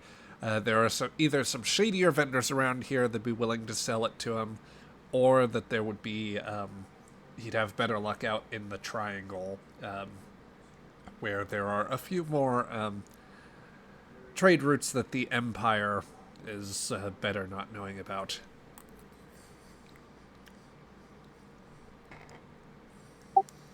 Well, I thank you. I thank you for the information as well as the fine spirits, and we will be sure to send people here for the best spirits on these vendor worlds. Yes. Now, I suggest that you get some food in you if you are having such difficulty holding your liquor. Do you happen to have a cup of Bahul? Maybe that'll help settle his mind. A sample sent after this, he says.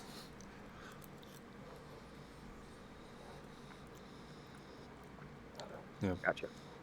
But anyway, as all this is continuing, and as Raldar, you make out some sort of exchange that seems like it is set Azek a little otherwise off ease. Whoa, you are also entering the market. Tell us, would you say that at this point you've managed to pull anything from one of the shops, or are you still looking? What do you think? Is this mostly food vendors, or is this just a variety of everything? There's probably a little more variety on your way from the Den of Iniquity, so if you were looking for something a little more solid, less consumable in that sense, you probably could have found it. There are warehouses further back in the direction you are going that would have other equipment, if that's more in the vein of what you're looking for. The last time you were here and had put on a particular face, that was where you ultimately found some of the weapon supplies that you brought with you, or that you were able to pull out. Yes. I'm sure Zional's arguing with someone about weapons elsewhere. Well, I guess would have found what she was looking for. She's carrying, portable water filtration system for Kresik. And guess, is currently.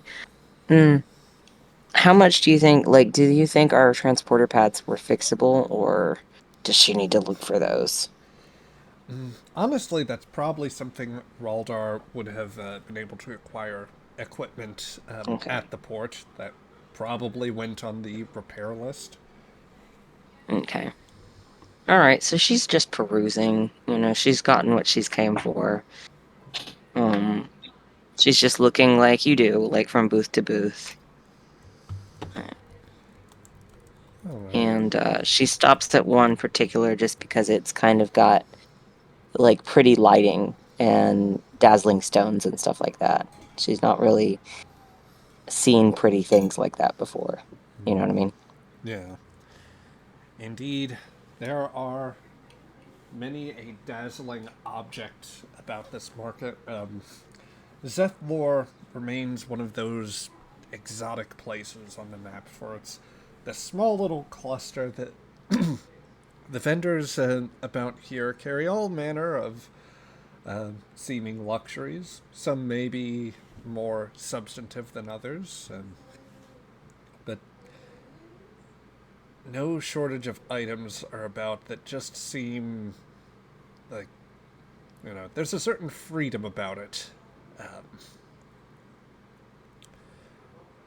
Something that, with space as open as it is, and with someone able to pursue their own destiny, they don't need any of these things, but there might be some things people just want for the sake of the affectation. And maybe, just maybe, that is open to you as well. Give me an insight As and she security roll. experiences. Oh, sorry. And, Oh no. And please finish your thought.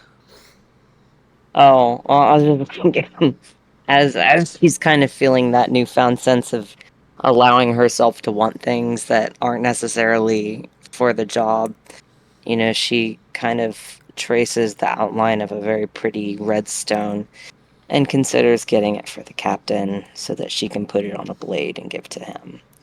But let me see, insight and security, you say? Actually, I don't think the roll is particularly necessary. Was distracted by the shiny object, and at this Oh point, my god, no! it's only As cats words do. she'd have to parry. Isn't that right? I guess you could say it is pretty around here. Her head snaps up. She looks behind. She basically flips around really fast. Kig. I haven't. You can kind of hear the desire to vomit just a little bit in her throat. Yep. And Haven't seen you around these parts. Girl's got a shop. You look great. How have you been? Oh, fine on my own. Not at all been abandoned by everyone you would care about. How about you? She's Oh, backing up a little bit into the table, leaning away. Oh, you know me. Steps a bit closer. I've been on and about. Looks like me and my crew had a little bit of a falling out, so I'm just kind of, shopping. Woe straightens up a little bit about that and then leans forward. What do you mean falling out? Well, we had a bit of a disagreement. You see, head honcho wanted to deal with something a certain way and neglected my expertise. So I decided to leave. No one decides to leave. You're either booted out into the cold depths of space, or you're booted into the cold depths of space. What are you You were. doing here? Yes, well, we know why I wasn't. Like I said, eyes you up and down. I'm shopping. Yeah, let's insight this bitch. Let's Okay. roll something here. This will be contested, I guess, insight plus command versus, let's call that presence and command from Keg.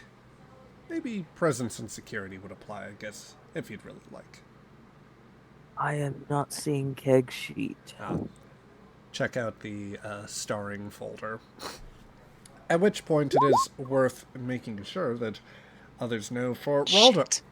Raldar, you might notice from this distance that there appears to be another Kzinti in very close proximity to Woe.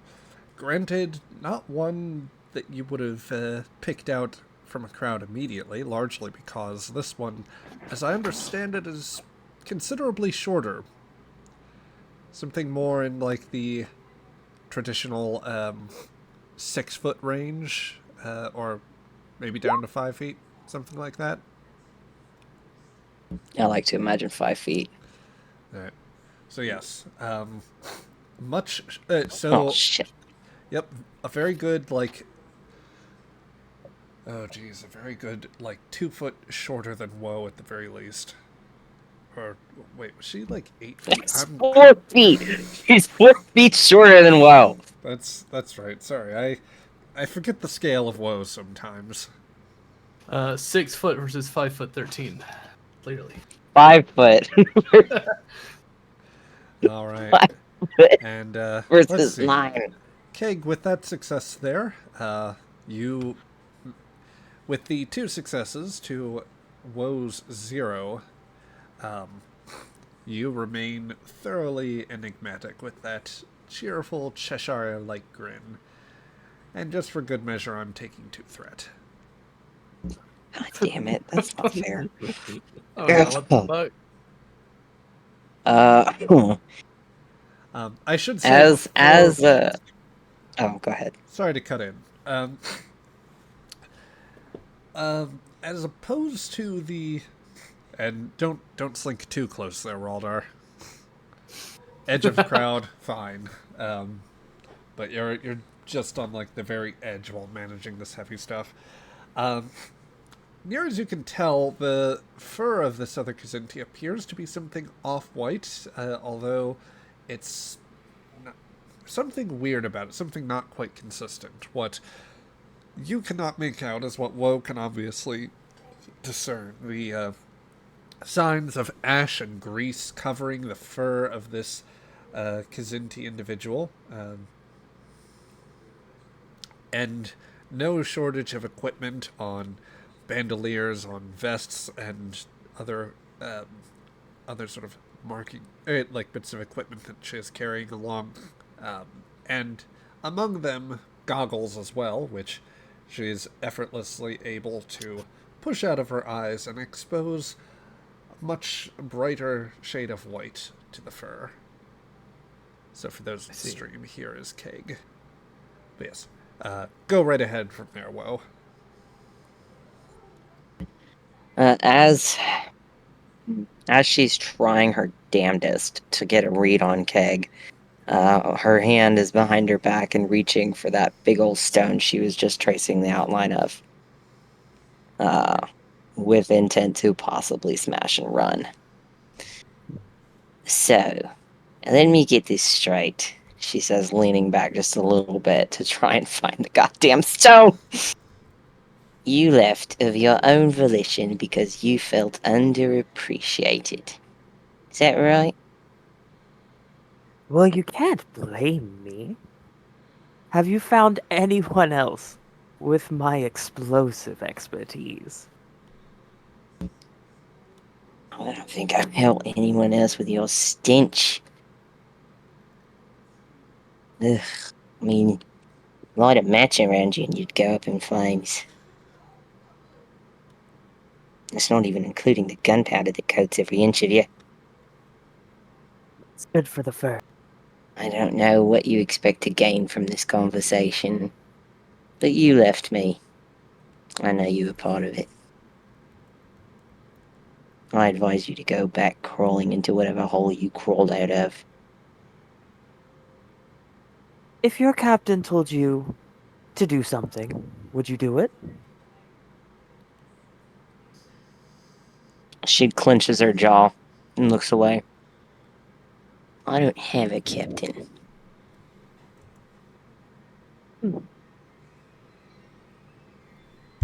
Sure you don't. Tabok's ears perked up from several kilometers away. Insubordination is triggering.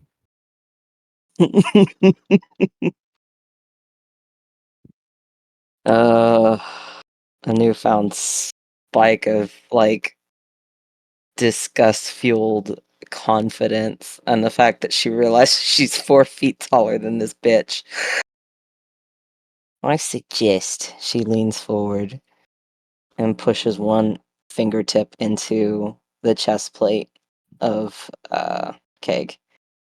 You leave, and you don't come back here. Listen, I didn't see before, but I see now. Why don't we just grab a drink, catch up, and talk about our same situations? It's tough being what you say alone.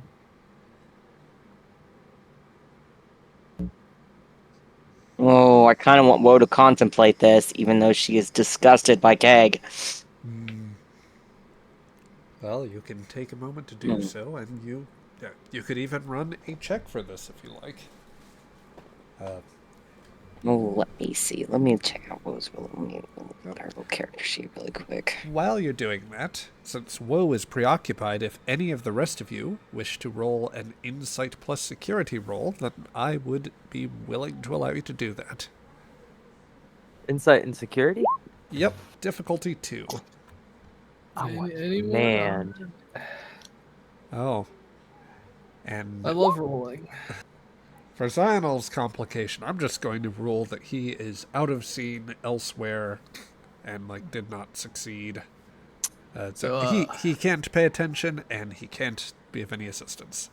But Traven and Azek. He's bartering for silkworms. Yep. Elsewhere. Go ahead there. What was your question, Caligo? Does my hazard awareness focus apply? It definitely applies. Damn. But you roll jack shit. You don't see anything. Damn. Yeah. Damn. Raldar, you are perhaps preoccupied by the fact that, for one thing, this is only the second Kzinti that you have ever seen, and that... My God. Woe has a friend. Oh my God. You know, with no successes, I'm just going to say that, yeah, you see Woe and this other Kzinti getting a bit up close and personal and think, oh, they're both cat people. They're in their personal space. They must know each other and be best of friends. That's exactly what is going on here. I don't see a knife, so therefore that's all I can think. Yes. As that occurs, and you misread the situation, Azek, you, and Traven for that matter, both of you are picking up that you're noticing a very unusual bunch starting to move down the way. Unusual insofar as Azek would immediately recognize. They're, given their general predilection for scavenging and the very spindly nature, Creel have increasingly begun to take a liking to largely stay on orbital habitats. Not to say that some don't settle on planets or that there aren't sizable populations, but on any Klingon outpost, they would be a rarer sight and largely disliked. But you do take note. There do seem to be Creel about the port, and they seem quite well armed and this case. Is the captain's near? Is the captain nearby? The captain is not nearby. He is only on communications right now. All right. Guess I'm the captain today. I'll make sure that the rest of the crew in my near vicinity notices it, and tell everybody to be on guard, just in case something doesn't feel right. Yep. So you at least get to alert Traven. They are edging up further, and in particular, they appear to be shifting around the crowd. One of them, I will say from your checks, both of you would notice that one of them appears to have some sort of scanning device out. And is beginning to inch further this way.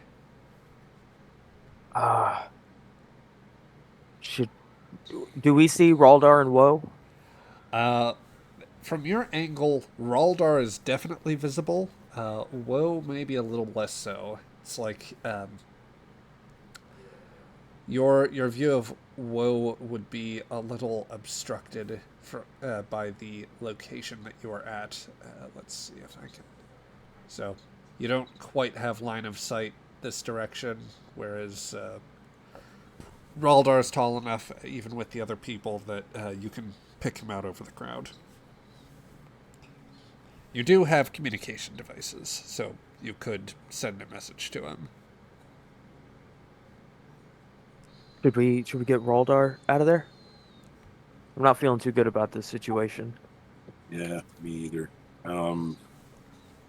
Yeah, best to get him. Click, click. Okay. Raldar? Huh? Yeah. Turn left, and I start waving my hand. I look over. Yep. Sure enough, you see Traven there waving his presently good arm.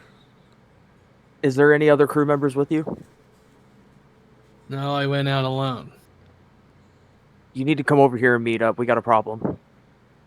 All right, I'll be right over. Yep. So you start Hefting the bag over my shoulder. Yep, you start working your way through the crowd, and as all of that goes on, Woe, we cut back to you. You've had a moment to deliberate on Keg's words. Any particular thoughts?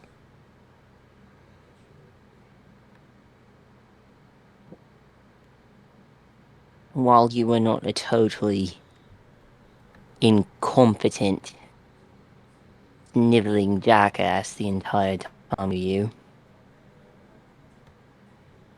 didn't stick up for me. Why should I give you the opportunity to be my friend now? The reason why I didn't stick up for you, you were getting off easy.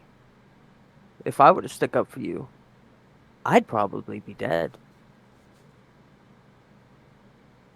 She kind of concedes to that logic with a little head tilt. All right. 1 cup of coffee, or whatever the hell it is we drink. But that's it. Sounds like a plan to me.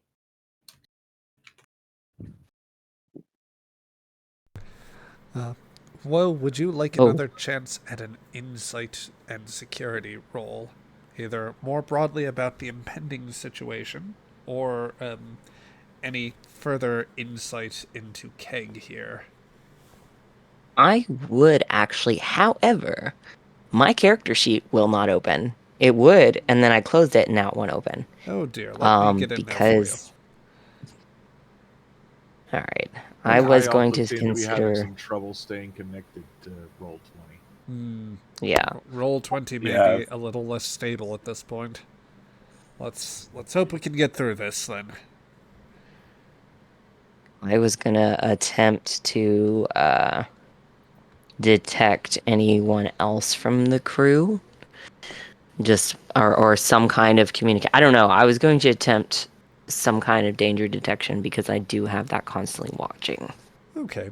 I will definitely apply that then here. So let's call this insight plus security.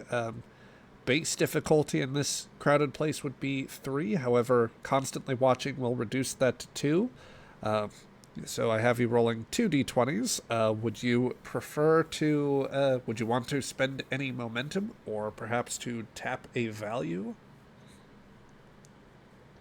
Oh, I'm trying to think of my stupid values. Can you can you see if there's a value that applies? Because I really can't remember. Here, let me DM them to you.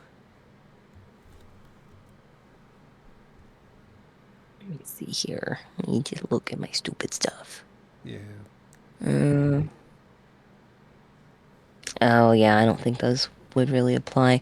Yeah, go ahead and just can we use the momentum, guys? Is that cool with everybody? Go for it. Do it. All right, let's Yeah. do that. I think escape and avoidance is an appropriate focus to apply here. So you roll Okay. insight plus security with 3 d20s at a difficulty 2 task, and you gain Damn. 3 successes.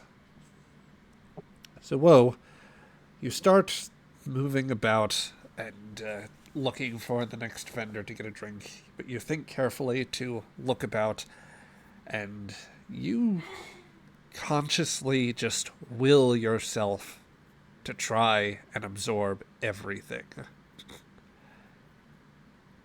And you find you do so with more success than you realize. Some of that comes in, of course, from naturally honed skills. Your eyes and ears, being able to peg through a crowd, know when threats are coming, knowing what to spot, minding the doors and corners, as they can be some of the most dangerous places. A danger or ambush possibly lurking around each of them.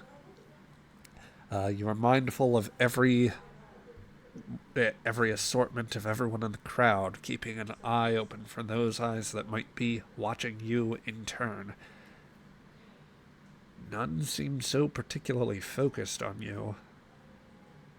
But there's also another sense that you're bringing into this. Something more intuitive, shall we say. As you feel out and try to focus your senses, you find in that moment a mismatch of... It's hard to say. It seems like a cloud or a droning of some sort. Something at once like cacophonous, but also as rich and vibrant as the stones you were tracing. They speak to you in different tones. Some pretend some sort of urgency, others more calm, rote experience. For some, maybe there's excitement or some deep desire of various sorts. Some shallow, some deep.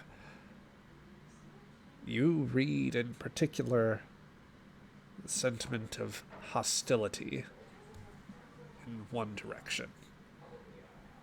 You get the semblance of what you make out in the distance to be the Creel that are approaching Raldar, and on whose attention they seem to be honed now. You also read something else from this. You can tell from immediately behind you that there is something very much amiss that your first look did not catch with your former shipmate. So is Keg walking behind her or in front of her? Because I really don't think she would have let Keg walk behind her. Basically, Keg is like ready to lead the way towards a nearby bar. Okay. Then Okay. immediately in the foreground instead of behind. That's a good point. I'd not considered. No. You know what? I've changed my mind. I've got something else to do. You go. You go, is all she says before turning around to go aid Raldar, who she thinks is really about to be in trouble. Keg, Woe is turning to see about the what appears to be a tall reptilian creature in the distance. Not quite the same height as Woe, but certainly still a fair height. She's making ready to leave you alone. As soon as she turns her back, I pull out my neuroelectric disruptor and I fire. Control plus security, please. Oh, I was going to say you could have rolled additional d20s there, but I think that as that first shot goes wild and over the heads of many, that is when all chaos begins to break loose. For Raldar, as you are making your way towards that group, the first blast flies well over your head, sending the crowd into a panic.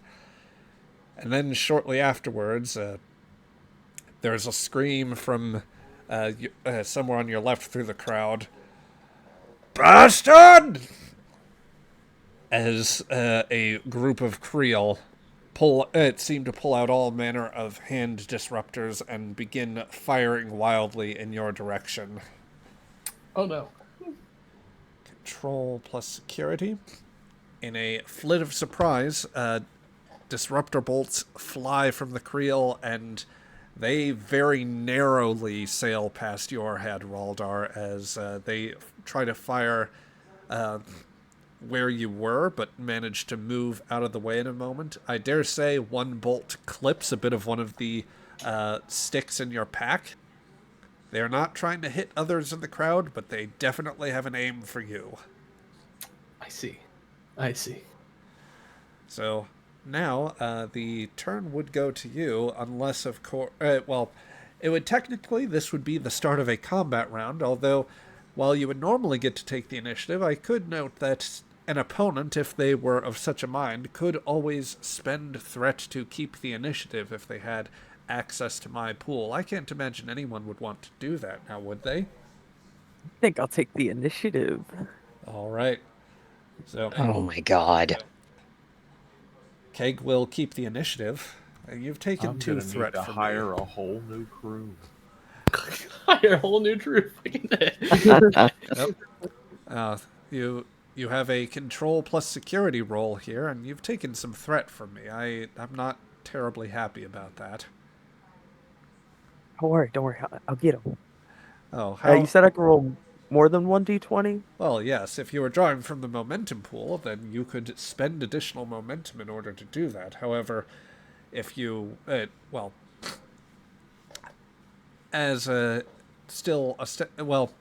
given your own objectives, I am allowing you still to potentially give the GM the threat instead. Would you like some threat for an extra d20? It would be 1 threat for 1, 3 threat in total for 2, and a total of 6 threat for the maximum number of d20s that you could roll. Be nice and just go for the 1d20. Very well. The GM will take one point of threat, and you may roll 3 dice for your control plus security roll. Would hand weapon customization be a focus I could use? I mean, you do have a custom weapon here. Perfect. Yep. Yet. Whoa, that first shot was meant for you. And as you... I will ask... are you still trying to make your way towards Raldar, or were you preparing to engage after Keg made that first attempt? Oh, as soon as she realized that Keg had pulled something on her, she turned around. She was about to whip ass. Yep. She don't care if she can't stand fighting. That shit was ridiculous. Well, go ahead and roll damage for the neuroelectric disruptor. Keg. Guess who can't roll anything? Because I can't do shit. Let's see, 1, 2, Oh, God. 4, 5. Would you like to re-roll those zeros with one of those points of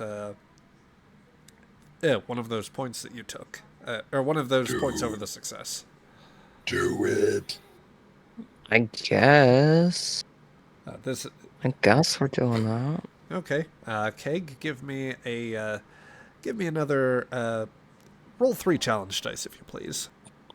Okay, so that'll be an additional 2. So that is 2 points of stress, plus that was 1, 2, 4, 5, and that also adds vicious as well, plus the intense effect. So that would be a total of 8 points of stress. Whoa, that next shot, as Keg fires it off, does make contact with you. I do think that even with, let's see, I think if I remember correctly, vertical bracing, that gives you at least, let's see, that's 2 resistance to non-lethal attacks. Plus, I imagine that Woe had armor as well. Yeah, but I don't think it covers her whole body. No, He's and kind of. I think that I'm willing to say that's enough. That inflicted enough stress to certainly cause an injury and get past what defenses you did have. The moment that blast catches you, wheeled around and feral as you are, ready to strike, you feel your limbs suddenly go unresponsive, and yet you feel yourself at once also stretched out wide as electricity courses around you and through your arms, legs, through your fingers. Everything just feels like you are in a riptide or whirlpool. Just existence itself feels in some way like it swirls around you.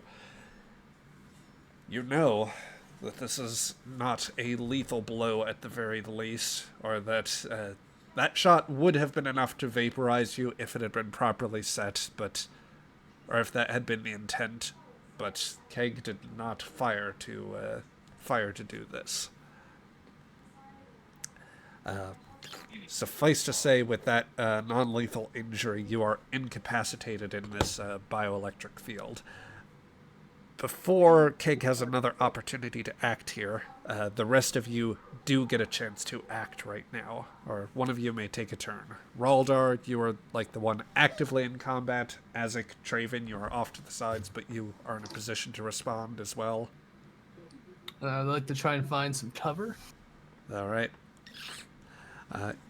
You can pretty easily make it behind a stall, we'll say something in this area, and find like a crate or a display that is more than just fabric and must be able to take some limited cover. It won't hold up to heavy disruptors, but it will, or to prolonged disruptor fire, but it does give you some defense.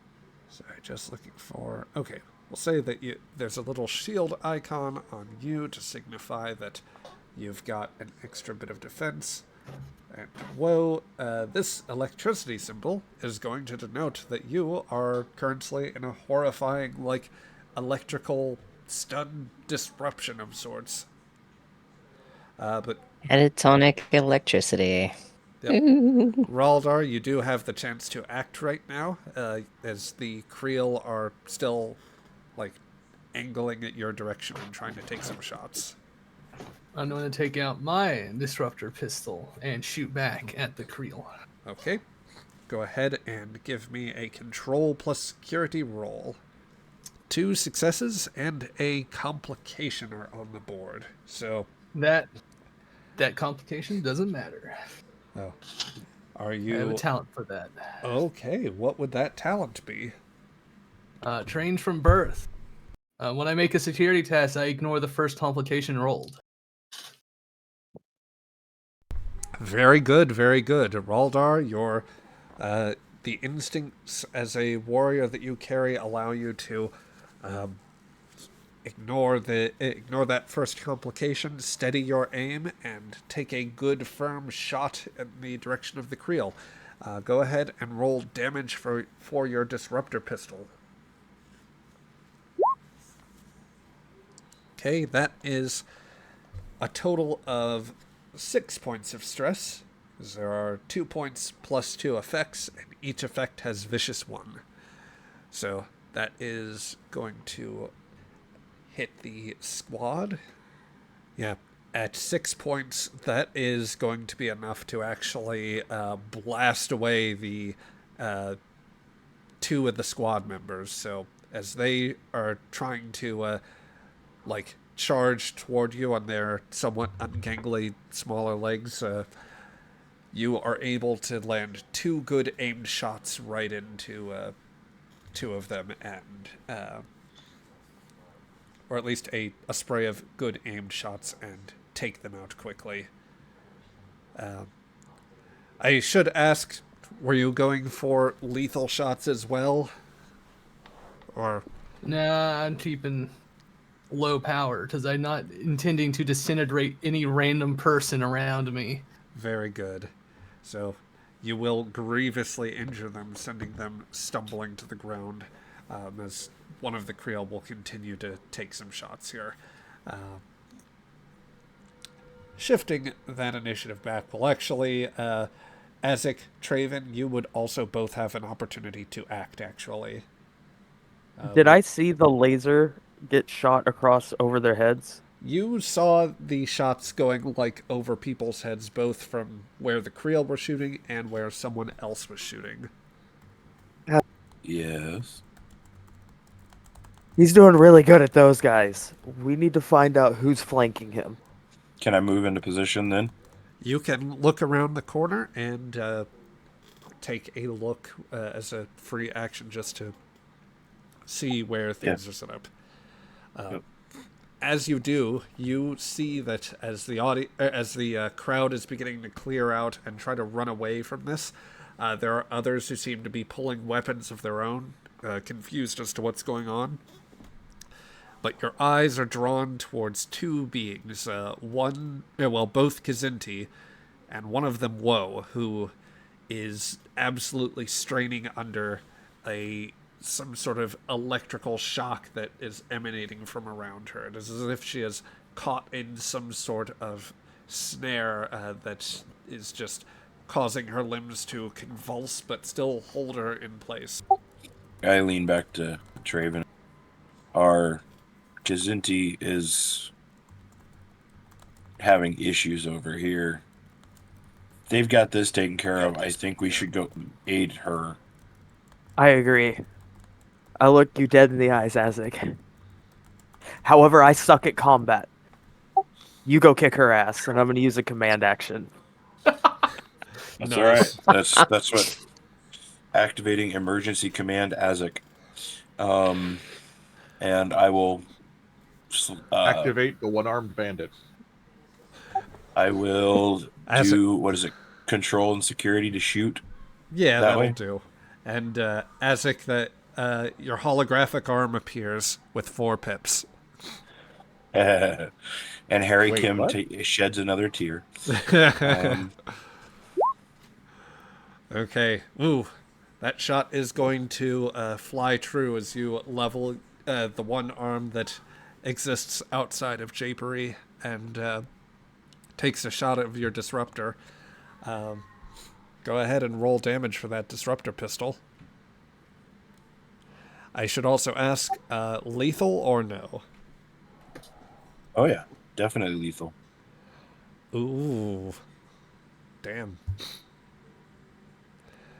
Well, I might be shedding some of the threat I gained just to help you ignore the injury there. So that is, 2, let's see, so 2, 4, 5, 6, 8 points of damage with that, with the vicious effect.